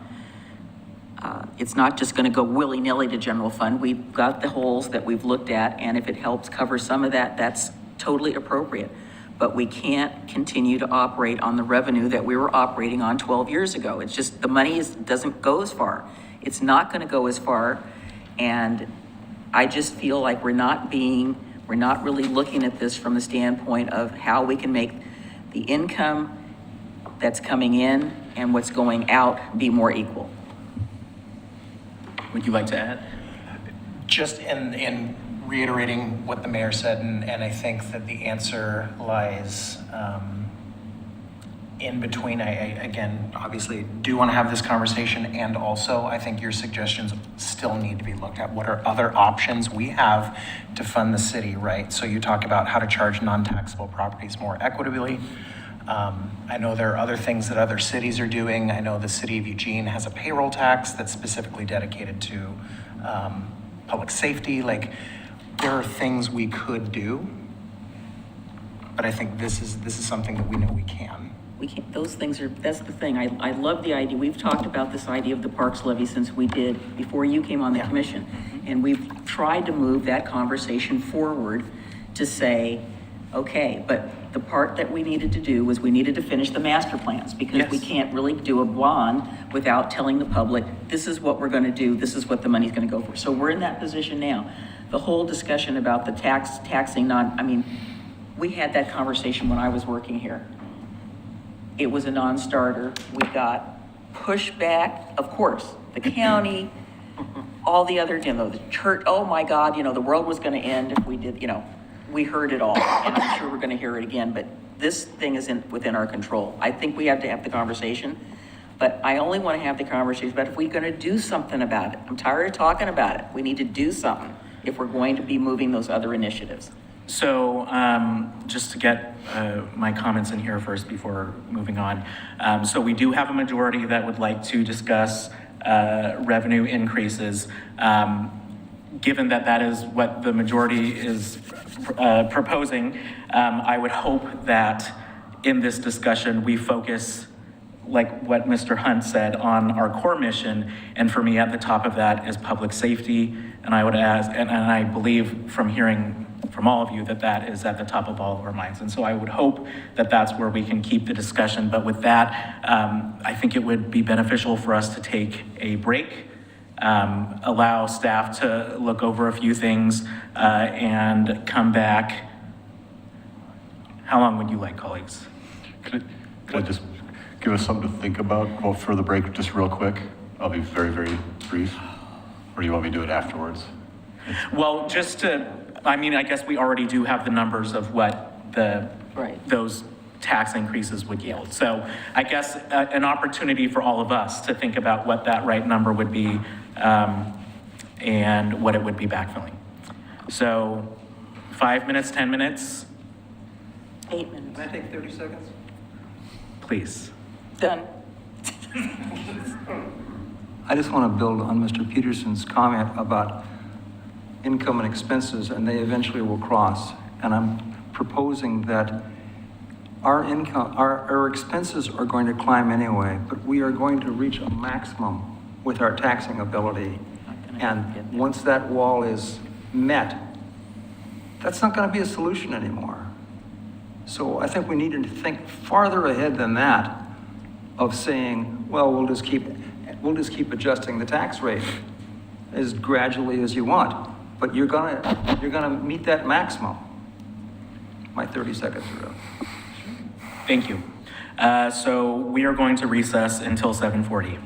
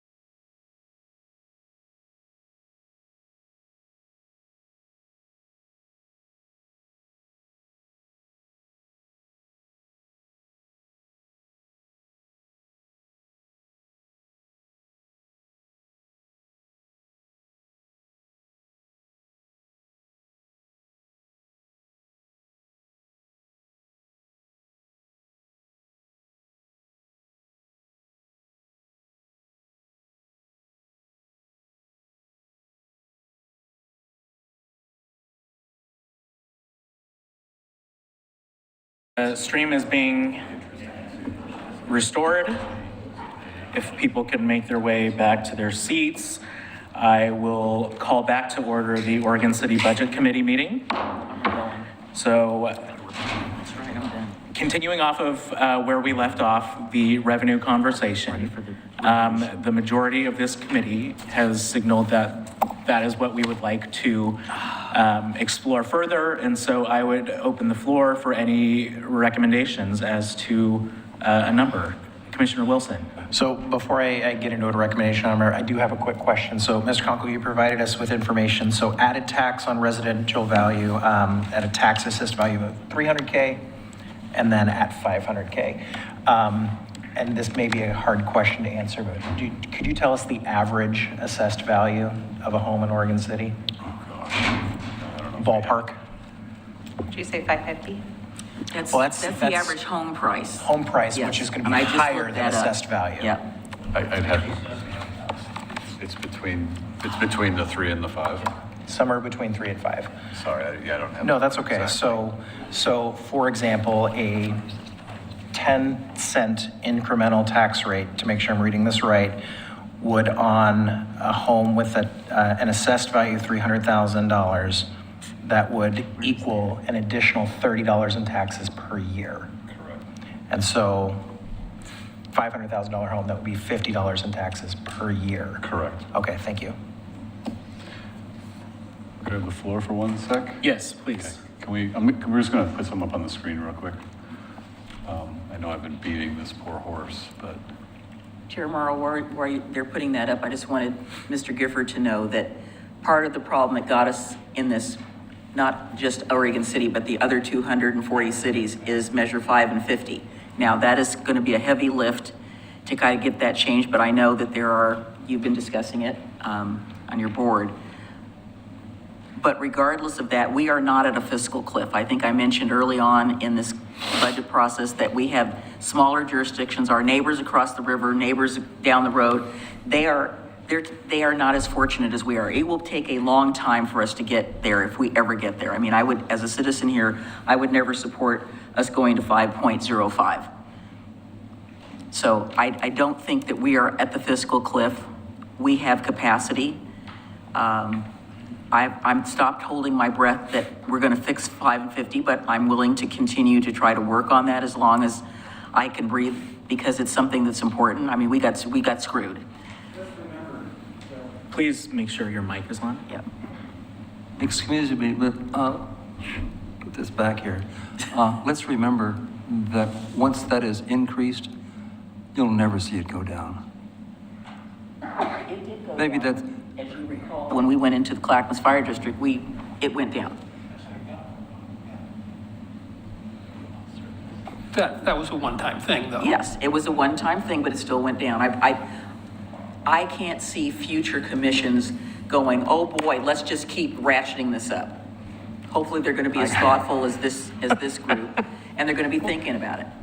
I can see it going up. I can't see it But going I mean, down. you could have said the same thing 12 years ago when taxes were last increased, that we went 12 years after the last tax increase without seeing another tax increase. So I think it's unfair to speculate that if we raise taxes now, that it just means every future commission is going to raise taxes.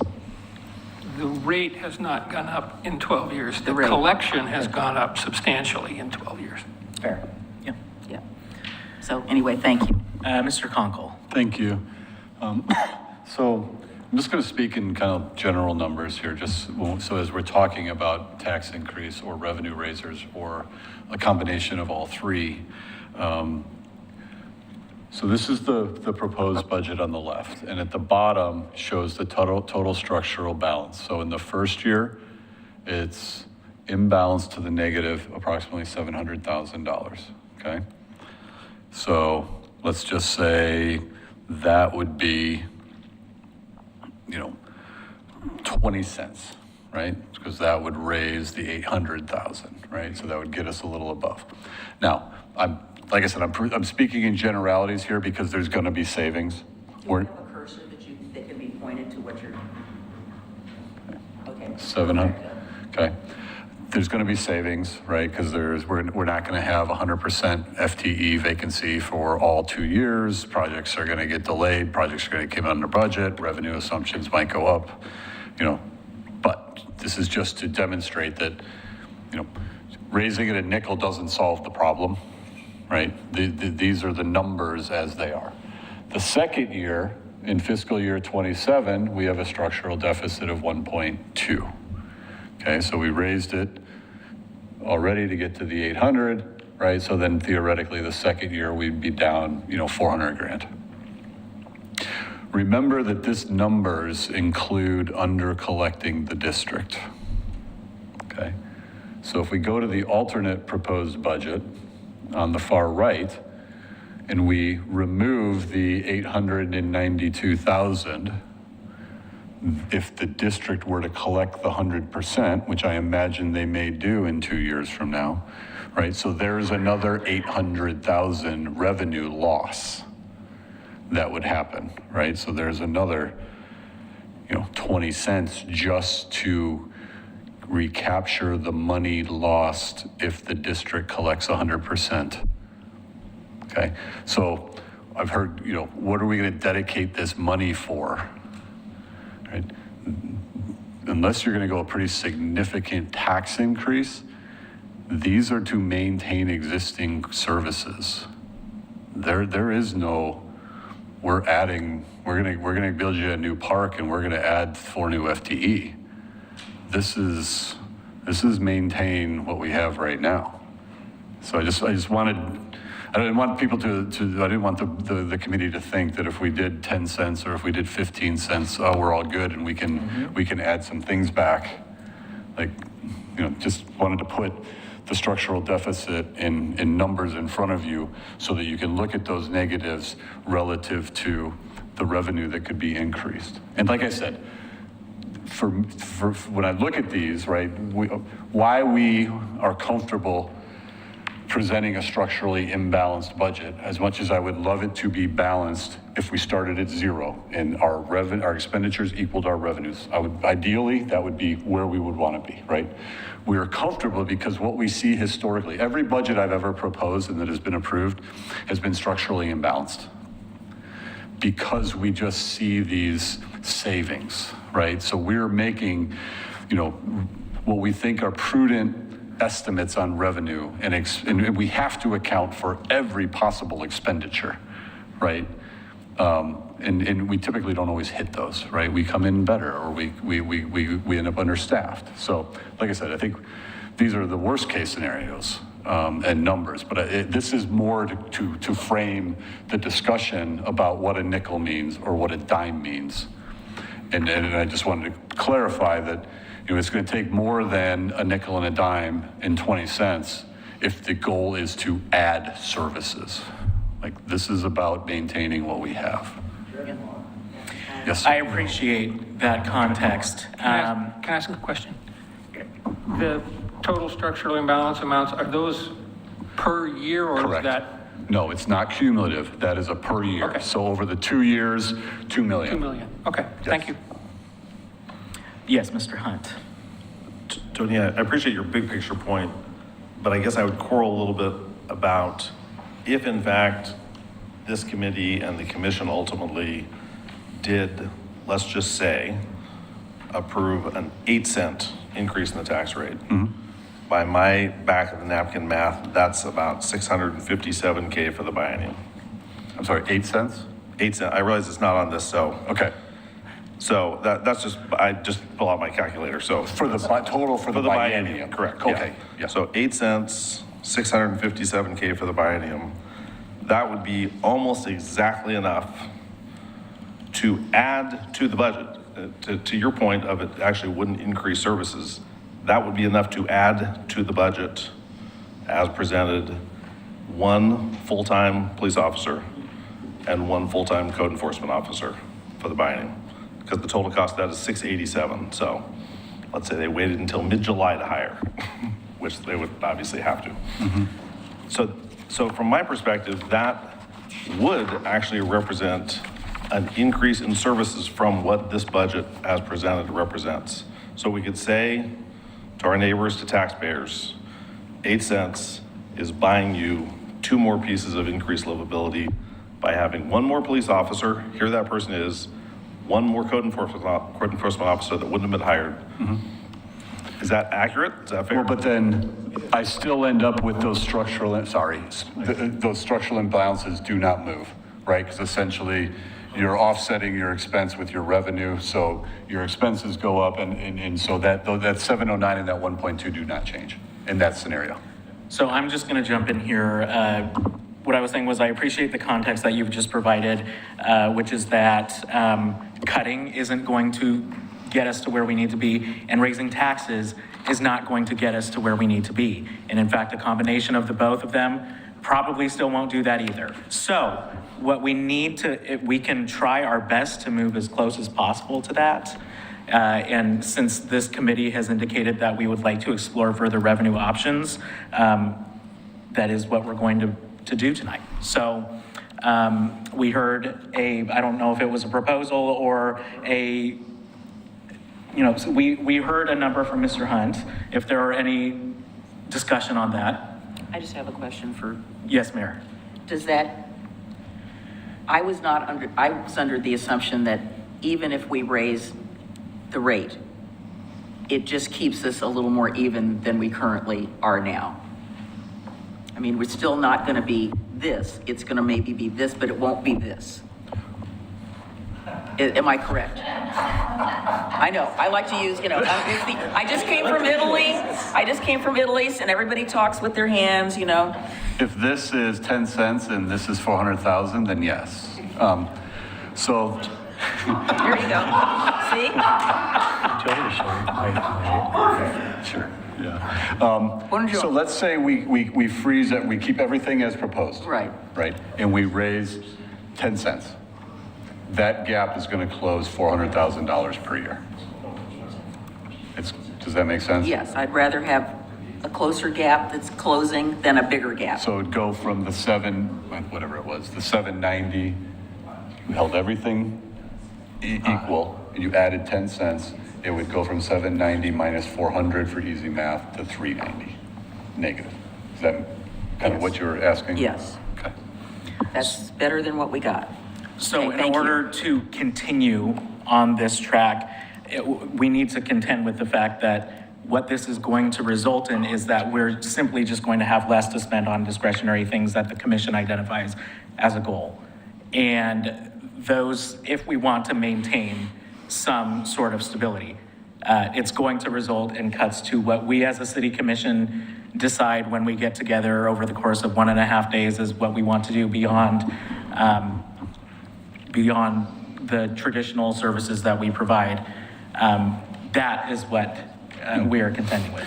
And again, I just wanted to back up what you were saying. One thing we have added, because we're on that 2-year budget cycle, it's a long time, 2 years, right, to revisit this. We've instituted a kind of a fiscal check-in after 1 year, right? So really it's this opportunity to sit down with the commission, checking in our assumptions, right? A lot can happen in 2 years, right? I mean, we started this budget in November of 24, right? By the time we get around to this. So I guess I say that in terms of, there are commission goals about how do we address parks maintenance.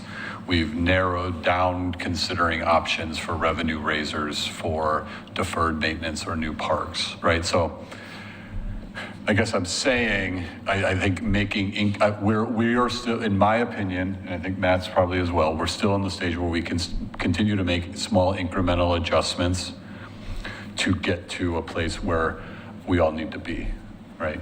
I don't think we're gonna, maybe we will. We could solve it tonight. I think there'd be a lot of work that goes into that, but I think it's moving us closer with a realization that this is the beginning of the work, not the end of the work, right?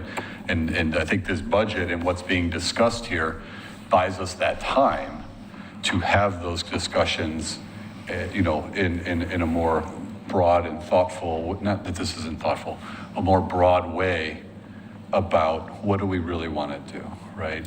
So I just Yes. wanted to, don't feel like you have to do it all right now. And in order to do this correctly, recognizing that in future budgets, the commissioners, whoever they are in the budget committee, whoever they are going to, if we continue on this track that is being proposed, are going to have less to play with in terms of those discretionary funds that I just talked about. And while that isn't ideal, while I would like us to forever be able to offer city-sponsored special event grants and all of these other things, that's going to have to be what the commissions of the future decide, whether that's actually in line with being weighed against the core mission of what we as a city are providing to our residents. And I know Ms. Weber had a comment or a question. It's kind of a little bit of both. So if we were to take into consideration the cuts that you're proposing, just that section right there, that is not a lot of money, but it's enough to take a bite out of something, at least for 2025. Not talking about the additional expenditures yet, but just the different areas that you identified, all these little things that add up, that could reduce that number somewhat for a year anyway. Is there time to, if we follow through with an increase in the tax rate, is there time to get that done for 2025? Or would that have to the next year?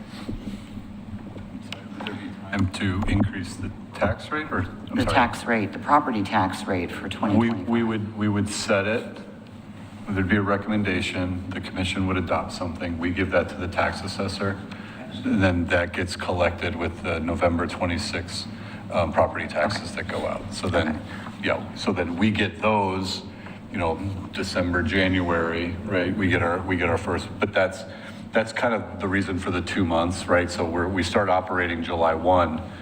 Our revenue assumptions come in 6 months later, roughly, if that makes sense. Yeah. So I don't know, do we want to talk about Commissioner Marl's cuts and things that he proposed in this document, as well as the other discussion about the proposed? I'm not interested in talking about the deletions unless they're combined with a tax increase. I just can't, in my own mind, be fiscally responsible and not do both of those things. I won't support one over the other. To me, it has to be together. Well, that's the position I figured that we're already in right now, is discussing both. So let's just go down the line again. Oh, Commissioner Mitchell. Mr. Conkle? Commissioner Conkle? I said Mr. Conkle. If this commission decides to increase the rate by 10 cents. Correct. That is only going to reduce the structural imbalance. It's not going to buy us any FTE. Is that correct? That's what he said. Correct, right? So if we had the structural imbalance at 790 the first year, 1.2. So if we took the budget as proposed, didn't change anything, right? And we added an additional $400,000 of revenue, that would reduce the structural deficit from negative 780 in the first year to negative 390, and then negative, well, I guess it's about 900,000 now because of the urban renewal money. That number was a little stale, down to negative 500,000. Right, so if we froze it just like it is now and just added that revenue, it would reduce the structural deficit as proposed. Once again, though, I'm prefacing it, anticipating we are going to have savings, right? So we would probably get to balanced, or maybe above it, just depending on how the next 2 years go.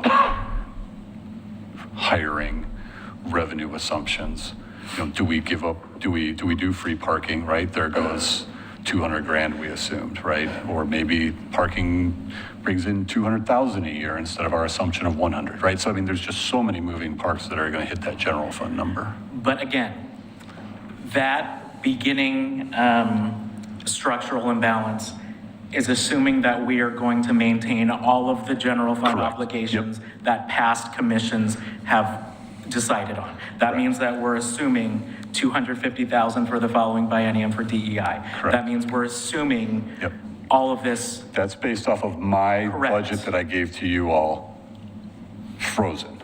Yes, whatever you subtract would do the same thing to that ending fund balance. But if you add, it's going to do the opposite. But it's not going to add to the FTEs. No. Okay, thank you. All right. Yes, Mr. Hunt. I'm sorry, let me try and re-clarify the same point, because I think your answer, though maybe technically accurate, is confusing. It will not add to the FTEs if we adopt the budget as proposed. Yes. If we added on, say, a cop and a code enforcement officer, then it would change the FTEs. Absolutely. Correct? Okay. Yeah, I was just saying, if we Just just froze, if you just took what I gave you and didn't change a thing, that extra 10 cents would reduce the structural imbalance by 400 grand. If we took and cut multiple programs, that would reduce the structural imbalance. And then if you added an FTE, it's going to go the other way, right? And using the same approach, if we were to add $400,000 in total revenue and expense that in the form of a law enforcement officer and a code enforcement officer, it would leave you in the same structural position that you were in. Absolutely. When you started this budget. Correct. So Yes. you could in fact add to the property tax and buy services without changing structurally where you had proposed us to be. Correct. Commissioner Wilson, excuse me. Thank you. And then also to clarify, the structural imbalance, correct me if I'm wrong, is not sustainable in the long term. It is not. Okay. Yeah. If your revenue goes up 3%, the bulk of your, say half of the revenue, the general fund goes up by 3%, and your expenses are going up by 5%, you will continue to grow, those lines will continue to grow. We're already right now where. And they will actually exponentially increase. Right. Gotcha. So we would essentially continue operating at a loss. Even if the proposed budget didn't change at all. Right. We, with the basic assumptions that revenue is limited to a 3% increase and expenses are a 4% increase, just take basic numbers, it is going to grow. How fast is it going to grow depends on the economy and assumptions and all that. So can I ask, annually, what number between cuts and a tax increase, assuming both, right? We look at cutting the budget this year and a potential increase in tax levies would essentially have us at a break even, if you will. So can we? So I know there's the number up there. We said there's savings. So let's just say at the high level, right? Not making assumptions of numbers are going to come in better or worse, right? The numbers that we've proposed, right? For the first year, there would have to be a combination of increases to revenue and decreases in expenditures equaling $709,000. Does that make sense? Yeah, that makes sense. And that again is assuming the current collection rate for the urban renewal commission. So say in the next 2 years, they collected 100%. Then that's 800. Increases it even further. Correct, that's a negative, correct. But then, so then that second year, the 1.247 is really about 900,000, right? Because of what urban renewal did last night, right? And then, if you addressed the 709,000 in the first year, really you're at 200,000 in the second year. Because you've addressed a large component of that in that first year, right? A lot of our yearly expenditures are going to be duplicate, right? I mean, it's staffing cost, right? It's staffing cost that's going to be our main driver. Hopefully that makes sense. Appreciate it. Thank you. The challenge is that growth is going to continue to one of the points made earlier. until you get to a base where you're equal, these are going to continue to separate. There's a combination of revenue, a combination of expenses. At some point, and it was mentioned earlier, that we can't predict it, but mathematically, you will hit a line. Just like the basic illustration that Mr. Conkle said earlier with you take your own household budget. Mr. Peterson. Under the budget law, we have the capacity to establish the tax rate annually. When you do a 2-year budget, can you bifurcate your tax rate and do a tax rate in each of the years? I believe so. We've done that with urban renewal, where we set a different tax rate. The decision has to be made during this cycle. We can't come back in a year and make Right, that change. understood. Absent the whole publication and all that sort of stuff, you can't get at the tax rate, but you could adopt a tax rate increase in different amounts over the 2-year period. So 5 cent first year, an additional 5 cent second year, and so on, yeah. Yes. Mr. Gifford. Mr. Chair, in the interest of moving this along, I think we've explored this pretty carefully. There seem to be 2 tracks of concern. One is the proposed cuts that you had suggested, and secondly is the potential of changing our property taxes. So if we could keep both tracks open, I would like to start on track 1. And could we be open to a motion that the 3 proposed cuts that you have in this document, I think that we should implement them. You are free to make a motion. I make a motion that we adopt the 3 recommended cuts in this document, specifically reducing DEI and reducing the adaptive reuse grant and reducing the business promotion program as specified in this document. I do know Commissioner Mitchell had identified further ones, so, and I see that you. I'll add an amendment to that motion to eliminate the $20,000 for the approved ADU plan study and $56,000 canceling the second year of the flower baskets. Are you open to amending your motion, Mr. Gifford? I don't want to get rid of the flower baskets.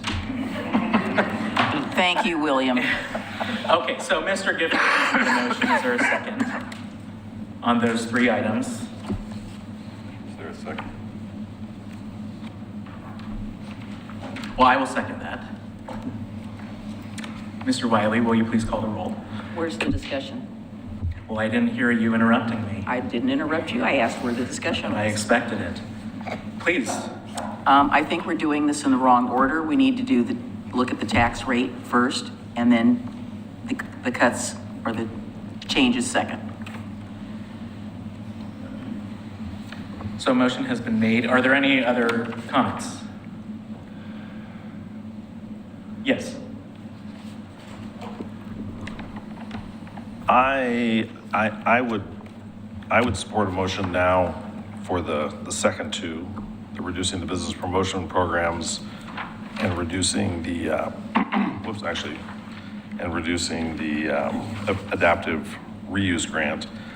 I guess I would be, as I look at DEI, I would be with the mayor, and maybe our positions are slightly different on this, but I could ultimately support the reduction in DEI expenditures if I knew it was coming with an increase in revenue. So I don't know how to navigate the process. How about could I make a motion to amend the motion? Right, a motion to amend the motion, though. That's in order, right? Make sure to turn on your microphone, please. As a parliamentarian, you can only go back and do that if the maker of the motion and the second agree to you. And there was a suggestion by Commissioner Mitchell, and there was not agreement by the maker of the motion. And so I'm not talking about a friendly amendment. I'm making a motion to amend the motion before us. The motion's before us, that should be amendable, right? No, we have to vote. If you want to make a different motion, we have to vote on the motion that's on the floor, dispense with it if we don't approve it, and then we come back and you have your second motion. We can't amend a motion within a motion. Okay. So a motion and a second have been made. Any further discussions? Mr. Wiley? Committee Member McGriff? No. Committee Member Smith? No. Committee Member Mitchell? Aye. Committee Member Wilson? No. Committee Member Arenello? No. Committee Member Weber? Aye. Committee Member Hunt? No. Committee Member Peterson? No. Committee Member Gifford? Aye. Committee Member, Chair Adam Marl? Aye. Motion fails. All right. Yes, Mr. Hunt. I will try a motion, since Mr. Gifford has inspired us. I would move that we adopt the cut to the adaptive reuse grant of $100,000, adopt the cut to the business promotion programs of $20,000, and adopt the cut of, let's just say, just the ADUs of $20,000. I'll second that. So which three are you including? I lost my paper. What's going on here? We had the adaptive reuse for 100,000, the business promotion for 20,000, and the ADUs for 20,000 for a total of 140,000. So just clarify, the ADUs is not on this paper. That was Commissioner Mitchell's motion. So this would not include the flower baskets or the DEI proposed cuts. Discussion, or is there a second? There was a second. I second. Oh, yes, discussion. I'll call for the question. Hearing none, Mr. Wiley? Committee Member McGriff? Aye. Committee Member Smith? Aye. Committee Member Mitchell? Aye. Committee No, Member I'm Wil- sorry. No. Committee Member Wilson? No. Committee Member Arenello? No. Committee Member Weber? No. Committee Member Hunt? Aye. Committee Member Peterson? Aye. Committee Member Gifford? Aye. And Chair Adam Marl? No. Motion fails. Ms. Arnello?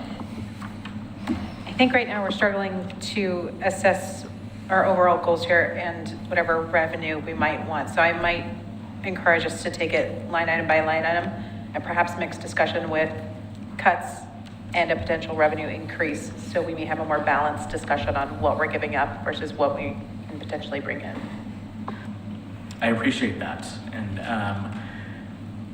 yeah, so are there any thoughts? I will just say, coming from my perspective, I cannot support cuts unless they include the cuts to DEI. Again, I'm not saying this as someone who's trying to take a chainsaw to these initiatives that I think we all agree are important. I say this as an Asian American who grew up in this city and knows all the work that needs to be done in order to make our city more safe for everyone. But with that being said, I keep going back to what is the core mission of the city. And for me, considering that the language itself of the goal that this is proposing to fund says a safe city and includes that language specifically, I will not support cuts unless they do not include that as well. Perhaps then we could start with that, and I'll make another motion just for that specific DEI cut. Of? Just that particular cut. For the,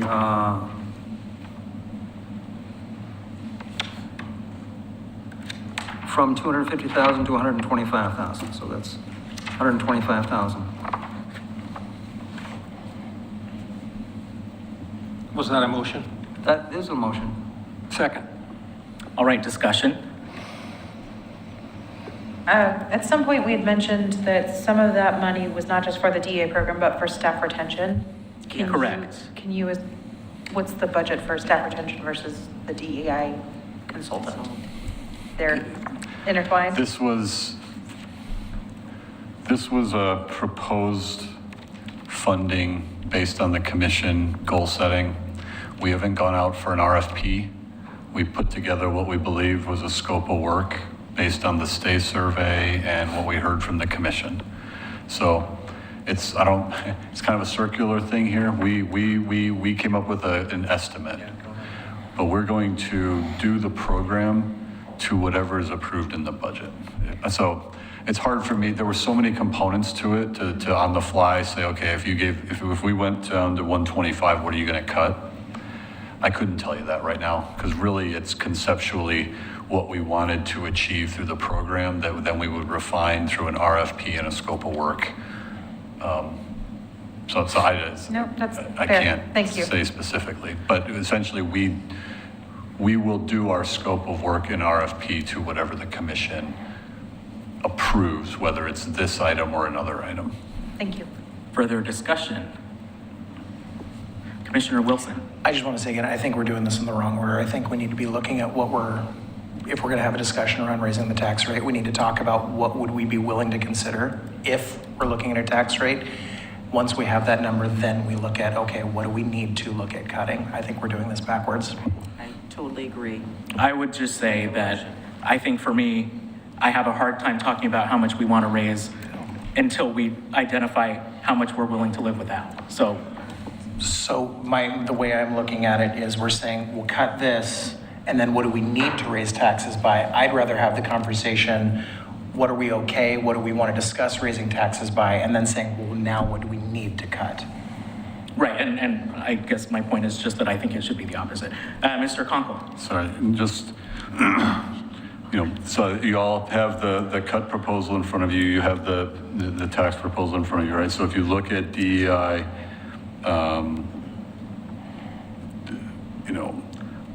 adaptive reuse, the business promotion, the ADU, that's about, to all those put together is about $212,500. Divide that by 2, just for the conversation, it's $106,000 in savings per year.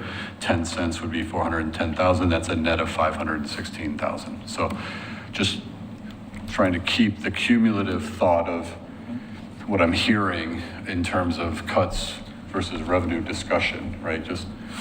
If we just kind of facilitate this discussion, if I look at it holistically on what I'm hearing, which goes first is up to y'all to decide, but that's what that looks like in a net change based on what we've heard so far. Not that that helps with who's going to vote first or what's going to go first, but that's what the total looks like. Yeah, so I guess I would just reiterate that for me, and I recognize there are many philosophies about budgeting, but at least for me, the way I see it, we have got to decide, given the structural imbalance, we have got to decide what we are willing to live without so that we can then have a conversation about how much we can increase to backfill the rest of what we would like to see. So a motion has been made and seconded. Is there any further discussion? Hearing none, Mr. Wiley. Committee Member McGriff. Can we state the motion again? I'm sorry. It was the DEI cut as proposed in Commissioner Marl's. 125,000.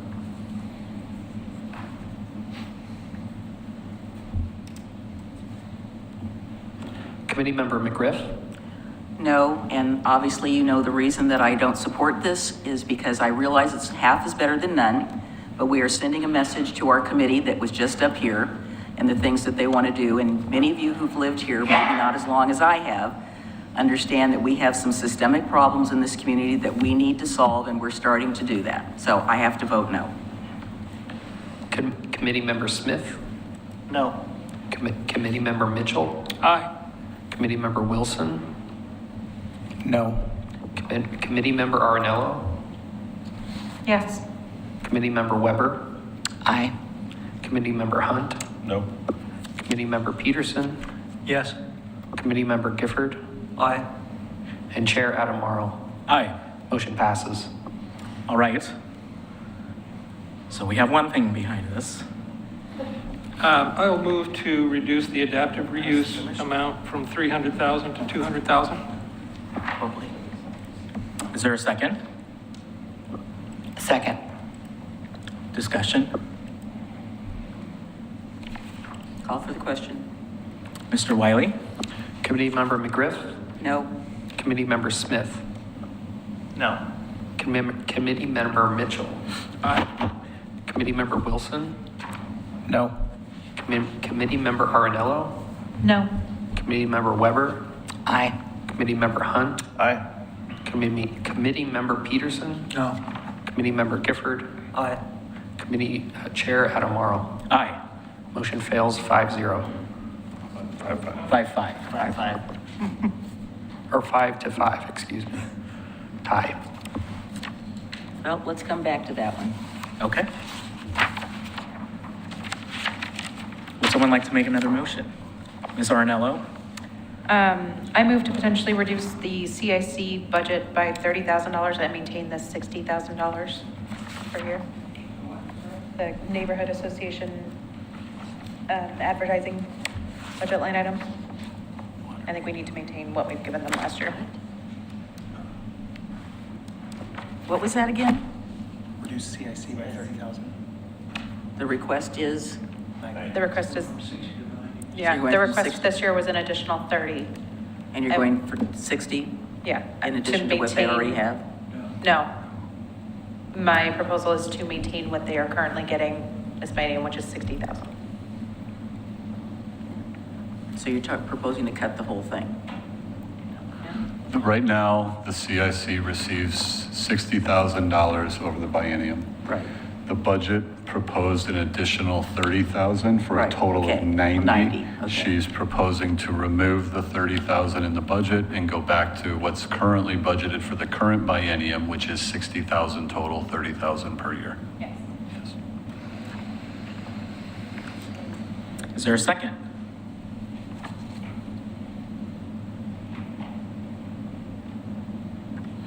All right, hearing none, the motion dies.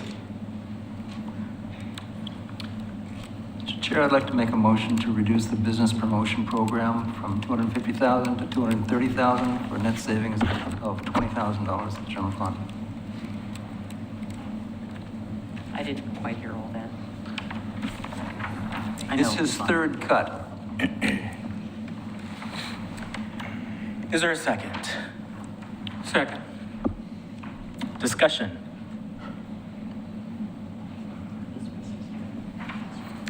Hearing none, Mr. Wiley? Committee Member McGriff? Can you skip me? I'm still looking at this, sorry. Committee Member Smith? Aye. Committee Member Mitchell? Aye. Committee Member Wilson? No. Committee Member Arenello? Aye. Committee Member Weber? Aye. Committee Member Hunt? Aye. Committee Member Peterson? Aye. Committee Member Gifford? Aye. Committee Member McGriff? So your proposal is to cut it the way it's proposed here? Okay, that's what I thought I heard you say, but, Please make sure your microphone is on. okay, so aye. And Chair Adamaro? Aye. Motion passes. Chair Morrow? Yes. I'll make a motion to eliminate the $20,000 for the study of pre-approved ADU plans.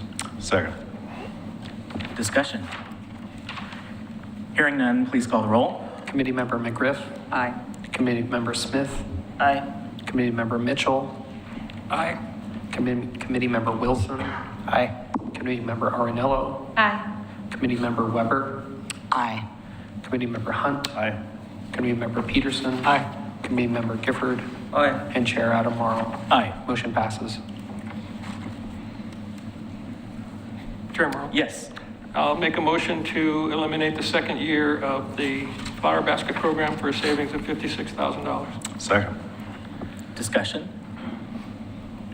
Really? Mr. Gifford? Yeah. Well, That's the discussion, really? No, I say it's an essential part of our civic identity. People have really come to appreciate those flower baskets. And I have an additional suggestion of offsetting some of those costs by possibly getting sponsors for those baskets and selling the baskets at the end of the season. I think we should try that first before cutting the program. I appreciate the proposal. My only concern is how much of the beautification aspect would we be taking away by then having a big Fred Meyer logo on a flower basket? You're assuming that's how the sponsorship works. I'm just saying, do they cancel each other out? I was not proposing how the sponsorship would be advertised. Right. Perhaps it could be a little corner in the Trail News or something like that to say who sponsored what. I'm not proposing any big signage on each of the baskets of those sponsors. There's other discrete, You're talking about like we do with concerts in the park. something like that. Yeah, very discreet. Yeah. Concerts are events, and flower baskets are events. Ms. Arnello?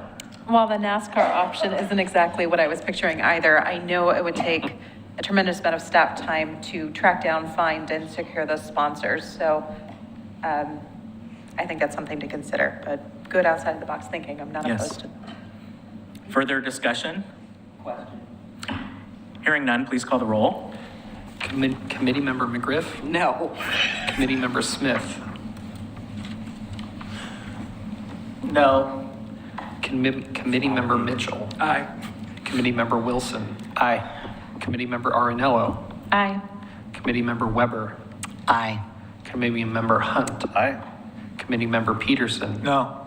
Committee Member Gifford? No. And Chair Adam Morrow? Aye. Motion passes. So I know that this is tedious, taking this item by item, but I think that this last vote and all the votes that we have taken till now are a good example of why we should be taking them individually. So I appreciate your patience as we make our way through this. Are there any other motions or comments? Just a question, what the total of those cuts are? You're working on it? Okay. But no, thank you. we got it running. It's, at my count, it's 168,500 over the biennium. But that's what the finance guy tells us.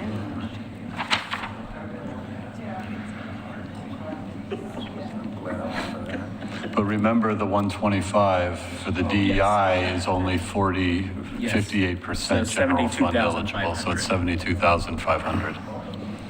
So, Mr. Zook, thank you for having the big screen, because I can't read it on the little screen. well, hang on, I'll Yeah, get but it even this is all bigger. fuzzy. This is much more clear. So on the left here, this is what was on the table, if you will. This is the tracking of what's been approved. These are the expenses, and to answer the question, 168,500 has been approved for cuts.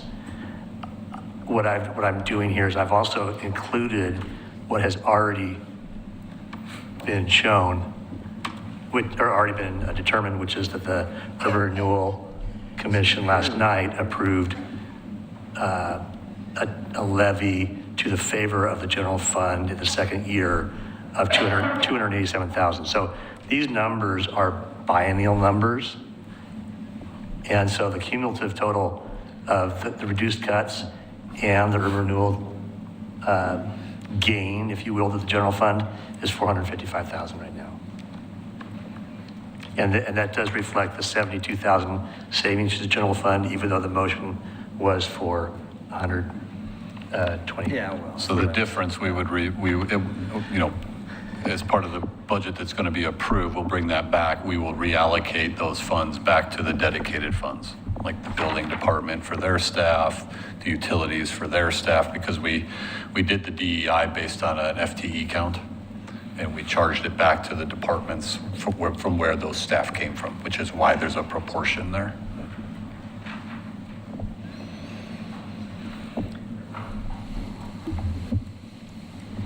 So are there any other comments? Yes, Mr. Gifford. Bet. There's always additional comments.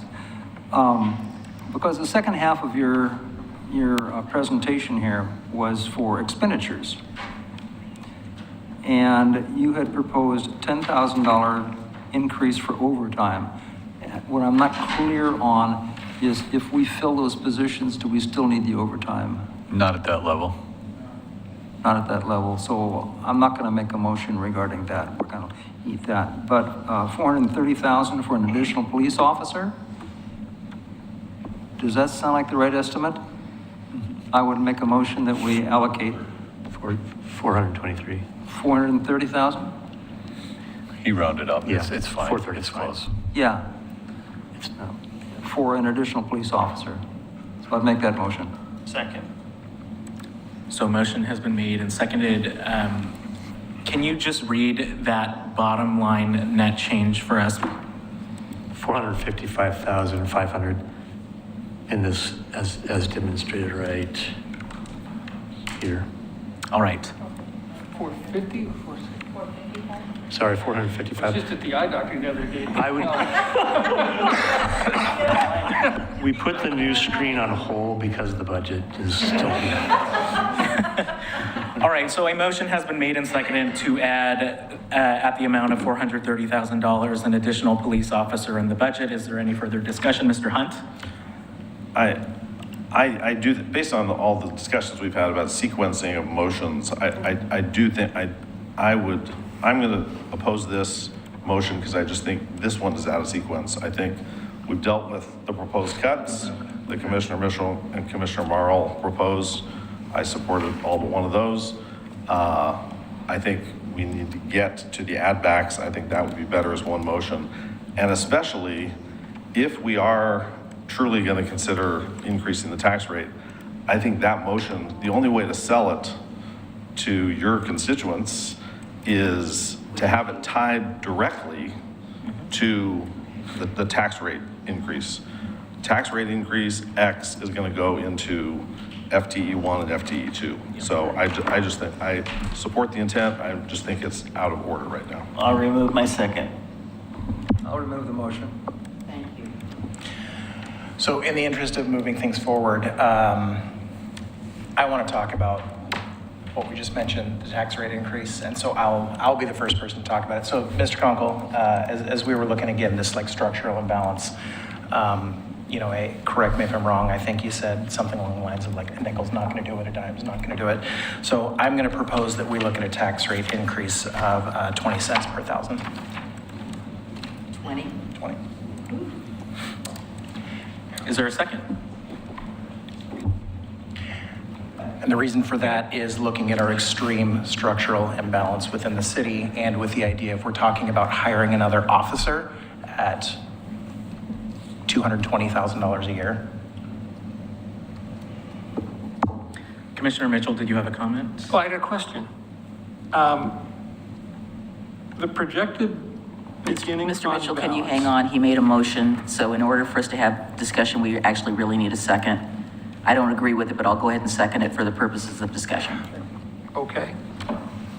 On page 15, budget summary, all funds combined. And I'm getting to the structural imbalance and the fact that we never spend everything that we budget. Beginning fund balance in the budget is $98 million and change.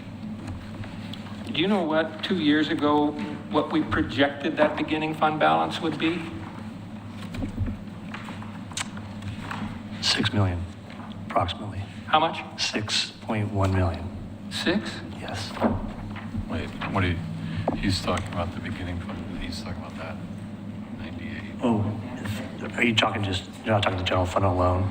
No, I'm talking to, or we can talk about the general fund alone. Sure, maybe that's even better because we're talking about general fund Because expense. that's mixing funds. Oh, yeah.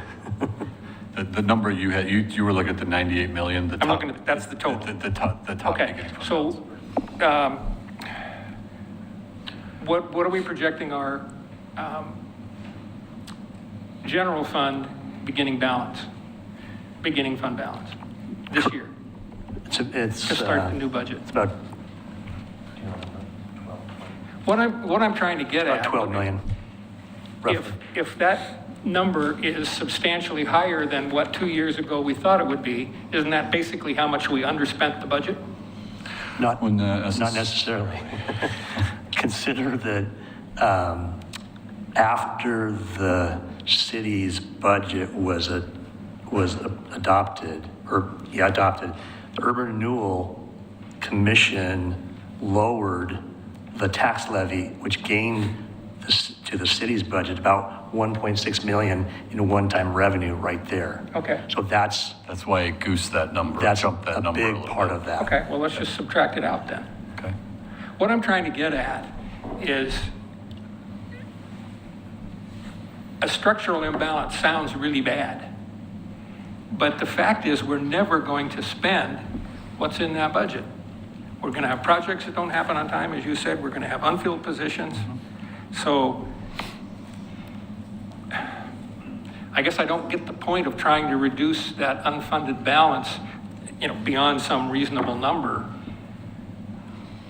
because we're never going to spend the budget. I think that if we were, so let's say we took the budget that I presented and proposed, and we add back positions and these cuts, right? I think it's in our professional opinion that we're stretching, I think, where we're comfortable, that we're somehow just not gonna, that the underspend is gonna equal where we see these ending fund balances. They're growing at a larger rate than we expected, and the revenues are coming in shorter than we expected. And so we're starting to see an increase in the unfunded component, where we're starting to get very nervous that we're not going to be able to manage it without, because remember, this budget I proposed to you includes the urban renewal. Now, if I gave you this budget and urban renewal was at 100%, we're probably having a different discussion. I am worried about 2 years from now, when that 90,000 goes away each year. That's 1.7 million. On top of, if we just add back these cuts, that just exasperates, it increases that expenditure line. So I understand where you're coming. This is why it's hard to put an exact number on what is the comfort level of being on the negative side on the structural imbalance. It's a little bit art, it's a little bit of looking back and seeing where we are. But I think that this is why I was saying, try to differentiate between our beginning fund balance, because there were revenues in there that we did not expect. We had a lot of retirements. We had, director positions that weren't filled for months. We held some positions and didn't fund them, right? This is what adding positions in the middle of biennium. This is marijuana revenue significantly declining. This is opiate revenue coming in. So now that we got to put together 2 years, there's no game in the system here. This is 2 years of existing staffing levels and services, and it's flashing red. That's the best I can say. I agree. We are gonna come in better than this, I'm hoping, right? And I have no reason to think we wouldn't. But what number are we comfortable with? I guess part of that's your decision too. Like I said, I just know in 2 years, maybe urban renewal decides to do what they did again. So we have a motion on the floor in a second. Didn't you say that there have always been structural imbalances in the budget? Yes, there has been. Yes, to some extent. So I'm going to wrap up this discussion because there is a motion in a second. I do want to, before we go on to close this out, I do see on the spreadsheet the addition of the HLO. And to be clear, my proposal is not for a homeless liaison officer. It is for a traditional patrol officer. Sure. I just wanted to make that clarification there. Any further discussion? Mr. Wiley? Committee Member McGriff. The What are we voting proposal on? the proposal was 20 20%. cents. 20 okay, cent- thank you. 20 cents. No.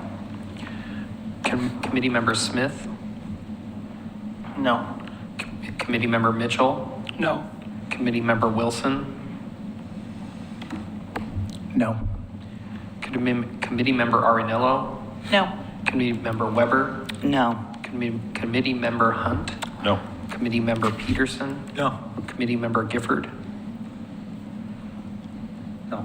Chair Adam Morrow. No. Motion fails. All right. Yes. Mr. Chair, I would move that we increase the incremental tax rate starting at the beginning of the next biennium by 8 cents and dedicate those funds completely to the hiring of 1 additional police officer and 1 additional code enforcement officer. And I can speak to the motion if it's second. Second. All right. Yes. So by my math, and I just handed something to Matt to make sure my math is correct. Is my math? It is close enough. It's after 8:30. and Okay. my contract is here.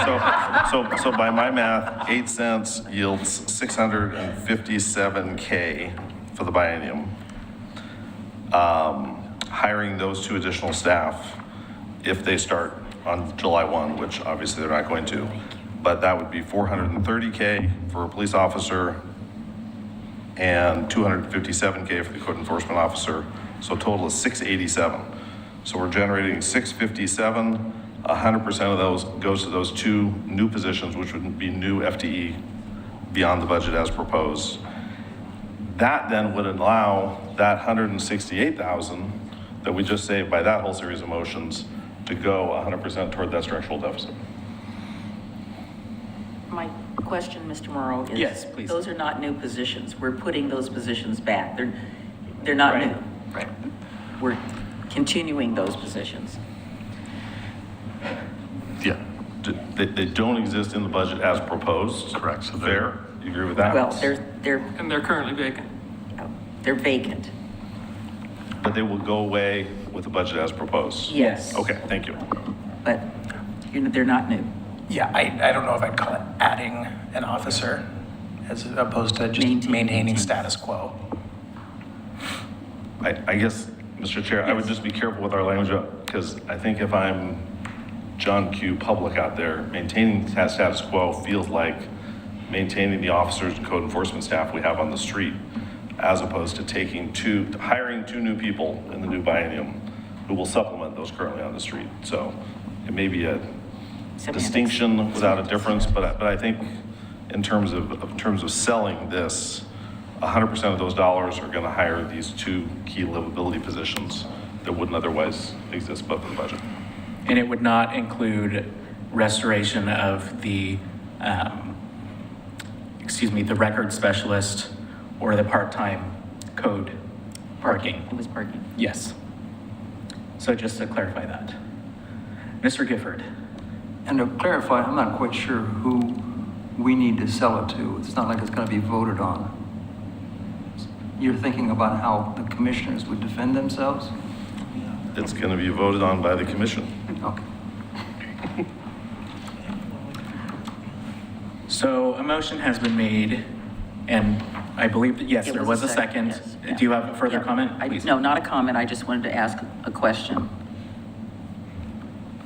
I trust your judgment on this, knowing your fiscal background, and I understand that. So I just want to make sure that that money can be specifically designated, or it's just general fund. It's just general fund.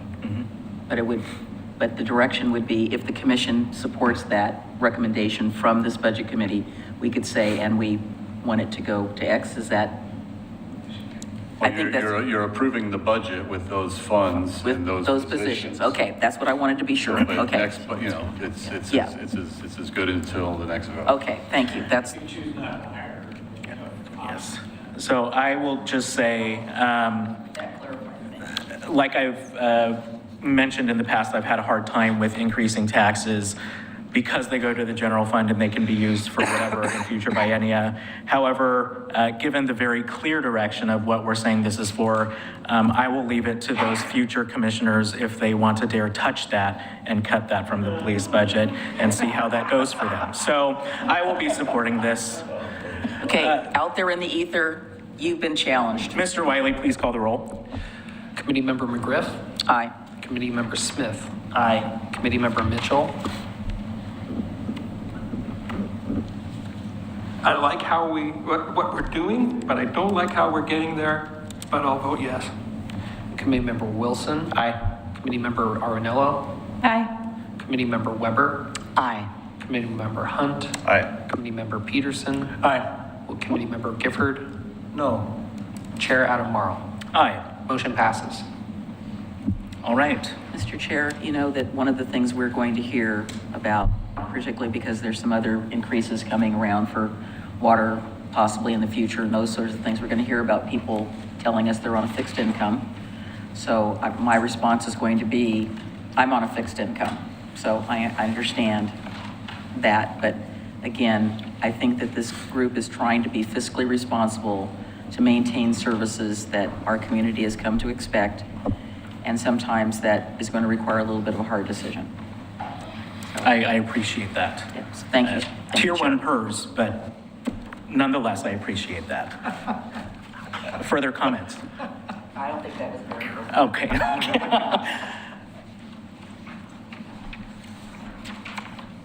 What else do we need to do, Mr. Conkle? Since we have now taken care of the tax increase, perhaps we could get down to the additional expenses that Mr. Hunt suggested that we postpone. And I would propose that we dedicate $430,000 for the additional police officer. I thought that was part of the motion. I don't think we need to do that because those positions are now back in the budget. The code enforcement and the law enforcement. I think we did your motion as part of my motion. That's the way I, That was the question. Well, the proposal that I had on this document was to maintain the freeze, but add an additional officer outside of that. So now that we have increased revenue to pay for the current service level, it could still be on the table to, with the cuts that we've identified, if we want to go into the money that Mr. Hunt has already identified would ideally go toward reducing that systemic imbalance. So, I've already removed my motion. okay. I'm confused now as to what we've done. It's our agenda. Yes. Yes, so we'll give them a second. Are there any other comments? I was just going to say, I would be interested in looking at adding officers, and I would like to look at other ways of financing it before I'd be on board with hiring more officers, so.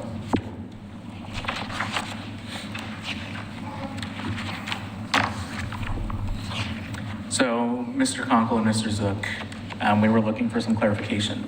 Sorry, we were You're doing their thing. jamming numbers. Can you repeat what you're looking for? Talk amongst yourselves.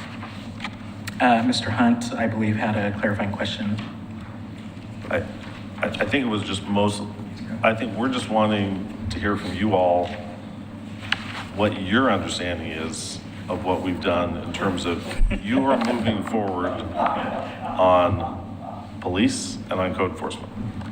So I think what we're trying to show right here is we've added income of $657,000 for the biennium, which represents approximately an 8-cent tax increase, right? And then we've added as a new expense a code enforcement officer, which was part of the 8 cents at $258,000 for the biennium, and then putting back a police officer from the proposed budget, right?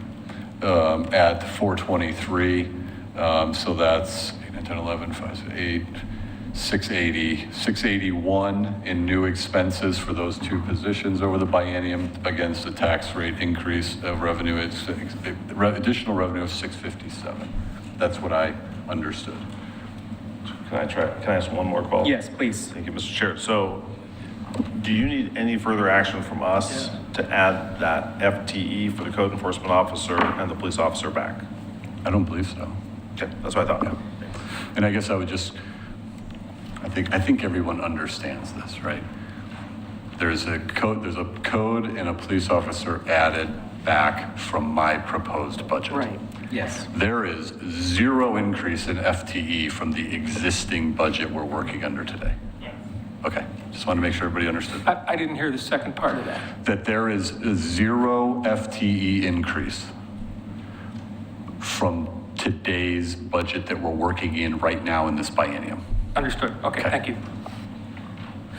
But when it comes to sworn officers on the ground, because we are maintaining the HLO having been reassigned, does that mean that we will see on the ground an additional with that tax increase? No. Okay. The HLO is removed, right? That's budgeted, and it's now a police officer. Right. It's the exact same FTE with a new name. Does that make sense? I'm not sure.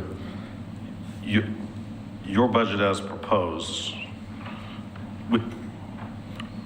with the motion we just passed, am I correct in understanding you will be hiring in the new biennium one additional police officer than you plan to hire and one additional code enforcement officer than you plan to hire under the proposed budget?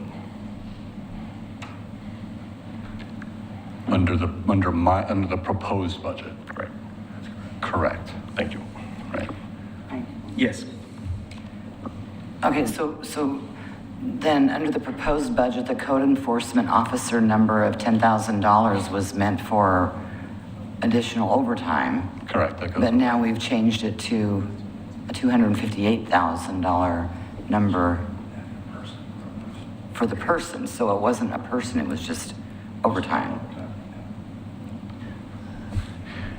I think we have two things going on. Yes, we're confused. I have an FTE count of 7 code enforcements in the budget right now that I'm working under. The 23 to 25 budget. In the proposed budget, I proposed 6. That motion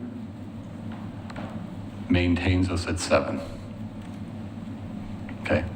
Right now, it is the position, right now we have 7 budgeted and there is 1 vacant position. So we are operating with 6. We will now hire as if nothing changed in terms of FTE count for code or police. The FTE count will not change from a budget that we're operating under in 23-25. Okay. Yeah, I understood that. Because we got budgeted, we got filled, and then we got proposed. So the difference is we've just funded it differently. Correct. Yes. You've added 8 cents to cover those 2 positions that I proposed to remove. But, Yes. but again, without the part-time. Correct. No, this is just those 2 positions. Yes. Correct. Yes, Ms. Arnello. What other steps does this committee need to take to close out this budget section? Agree. Okay. No, I'm sorry. Are you done with conversations? Are there additional expenditure discussions? Are there additional reductions? So I do see on the spreadsheet that the adaptive reuse item is blank. So. Yeah, we left that one. So we did. Reduced it. That is still an open item. No, we voted on that.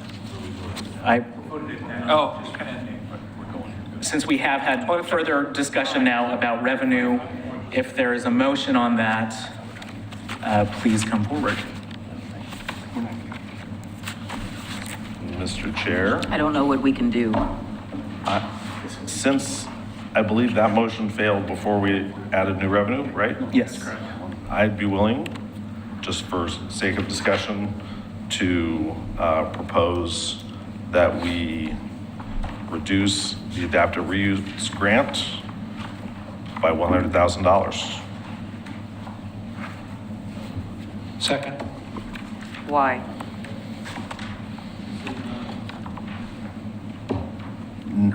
Obviously, this will not add back any new services, but I think it goes toward that bottom line. The revenue we added goes to hiring FTE for livability. This would go further toward the bottom line to get at the structural deficit. Okay, but it doesn't help us meet our city goals, which is we need to help facilitate redevelopment and reinvestment in our downtown. And we have to make an attempt to try to do this. We can't fund it right now through the urban renewal. So we were trying to fund it through, so we're sending mixed signals. We've actually, Mr. Graham has been working with somebody who wants to apply for this. Now we have money, now we don't, now we do, now we don't. That doesn't send the right message to our business owners. Well, there still is money proposed, despite the cut. Ms. Arnell? So what's the cut? 100,000. To leaving it at what? 300 to 200,000. Yeah. In my real estate career, I think I can speak to a little bit of a case study and investment it might take to make some improvements to make a qualifying case study for the program. I think on average, you would be looking at a grant submission between anywhere between 20 to 40,000, maybe even 60 to make improvements. I would like to see potentially up to 6 grantees win this grant so we can use it as a test subject for the program. I would potentially like to see it maintained at a level of 250,000 because I think that would give us a case study. I would accept that as a friendly amendment. All right. The motion has been amended to 250,000 with a cut of 50,000.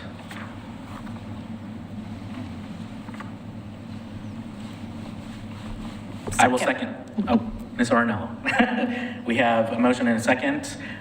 For discussion, I will just say the reason why I propose this as a cut, again, isn't because I don't think it's a worthwhile project, but because this is a pilot project. And I do believe that what was proposed was a large price tag, recognizing that we don't know what the demand is going to be for this. And I really appreciate those numbers that you just gave us with your professional experience. Could we ask Mr. Graham to come up and give a perspective on this before we vote? Yes, Mr. Graham. He's the one who's been working with somebody, so.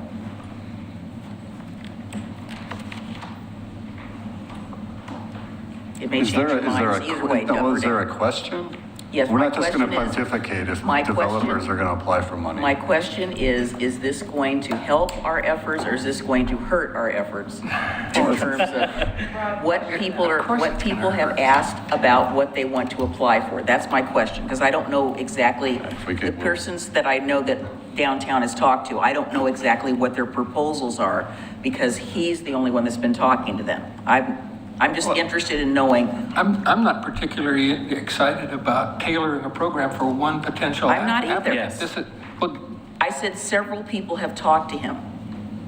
And you also said there's one person that he's had discussions with and you want to make sure it will still work. I meant Doka has talked to. Okay. There may be others. So if he says that there's only a few people that have contacted him, that's fine. I'm just interested. If not, then he can go back.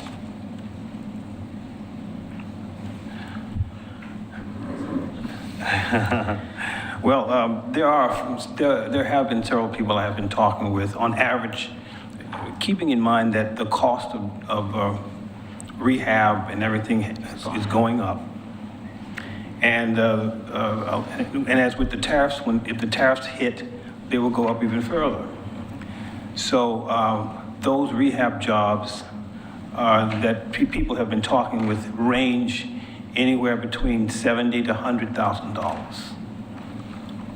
You only have, the program is funded at $300,000 between the current fiscal year we're in and the new one we're looking at. So you probably won't have any more than 2 projects. Or based on the cost of rehab, it's gone up. Say again? Are those the full project cost? Yes, those are the full project costs. Well, given those numbers, I still am. Yeah, that's okay. Thank you for indulging my question. Yes, we do have a motion and a second, and I will just say before we vote, I am still comfortable given that context, again, considering that this is a pilot project. Mr. Wiley. Committee Member McGriff. I'm going to have to vote no. Committee Member Smith. Aye. Committee Member Mitchell. No. Committee Member Wilson. Aye. Committee Member Arenello, Aye. Committee Member Weber, Aye. Committee Member Hunt, Aye. Committee Member Peterson, Aye. Committee Member Gifford,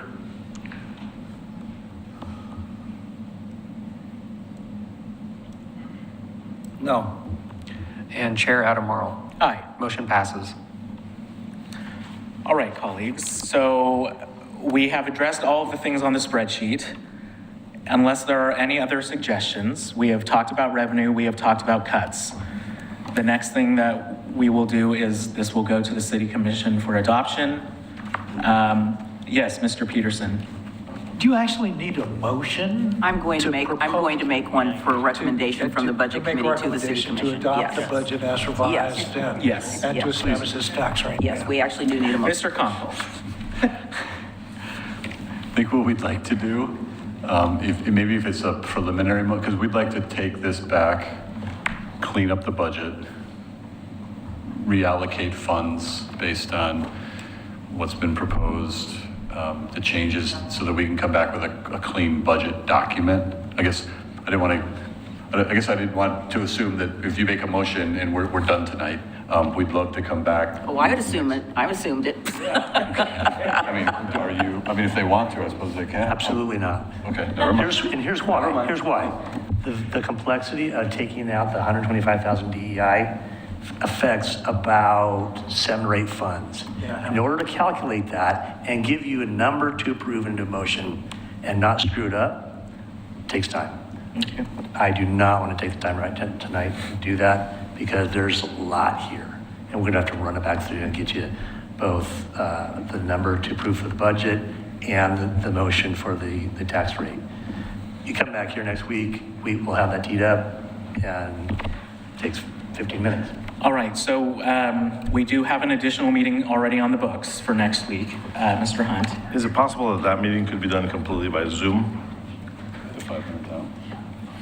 It's possible that next week's meeting could be done completely by Zoom, based on the description Mr. Zook just gave. Yeah, I have 2 other budget committee meetings that night. We have Well, Zoom availability. I told Wes that we probably wouldn't be there because we had probably going to have an additional budget, so they know we're not going to be there. Remote attendance is an option. Right, we could do it regardless. hybrid. They were fine with the 500.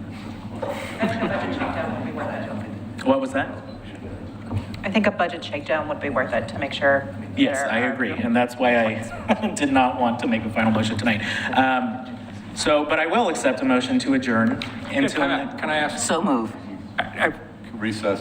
to recess. I have My a small- apologies. I have a small request. You provided a chart with 5 cents and 10 cents and 300,000 and 500,000, I think, of assessed value. Can we get one with the 8 cents that we approved and add a column with whatever the average assessed value is in Oregon City? Because the city commissioners may need that information. And I'll make a motion to reset. Oh, sorry. What? Okay, no, I won't. I don't even think. During my budget presentation, we had talked about pulling some, amending the pavement maintenance utility project list to include the 500,000 for the Holmes Lane. I just want to clarify that it seemed like everyone was okay with that. We're going to make that adjustment in what we bring back. That's going to change the numbers as well a little bit, but that's in the transportation fund. And then we also wanted to pull, we had money in contingency. So we've been going on multiple years for this quiet zone. It included federal funding. We're working with ODOT. We want to move that money specifically out of the contingency into the quiet zone, right?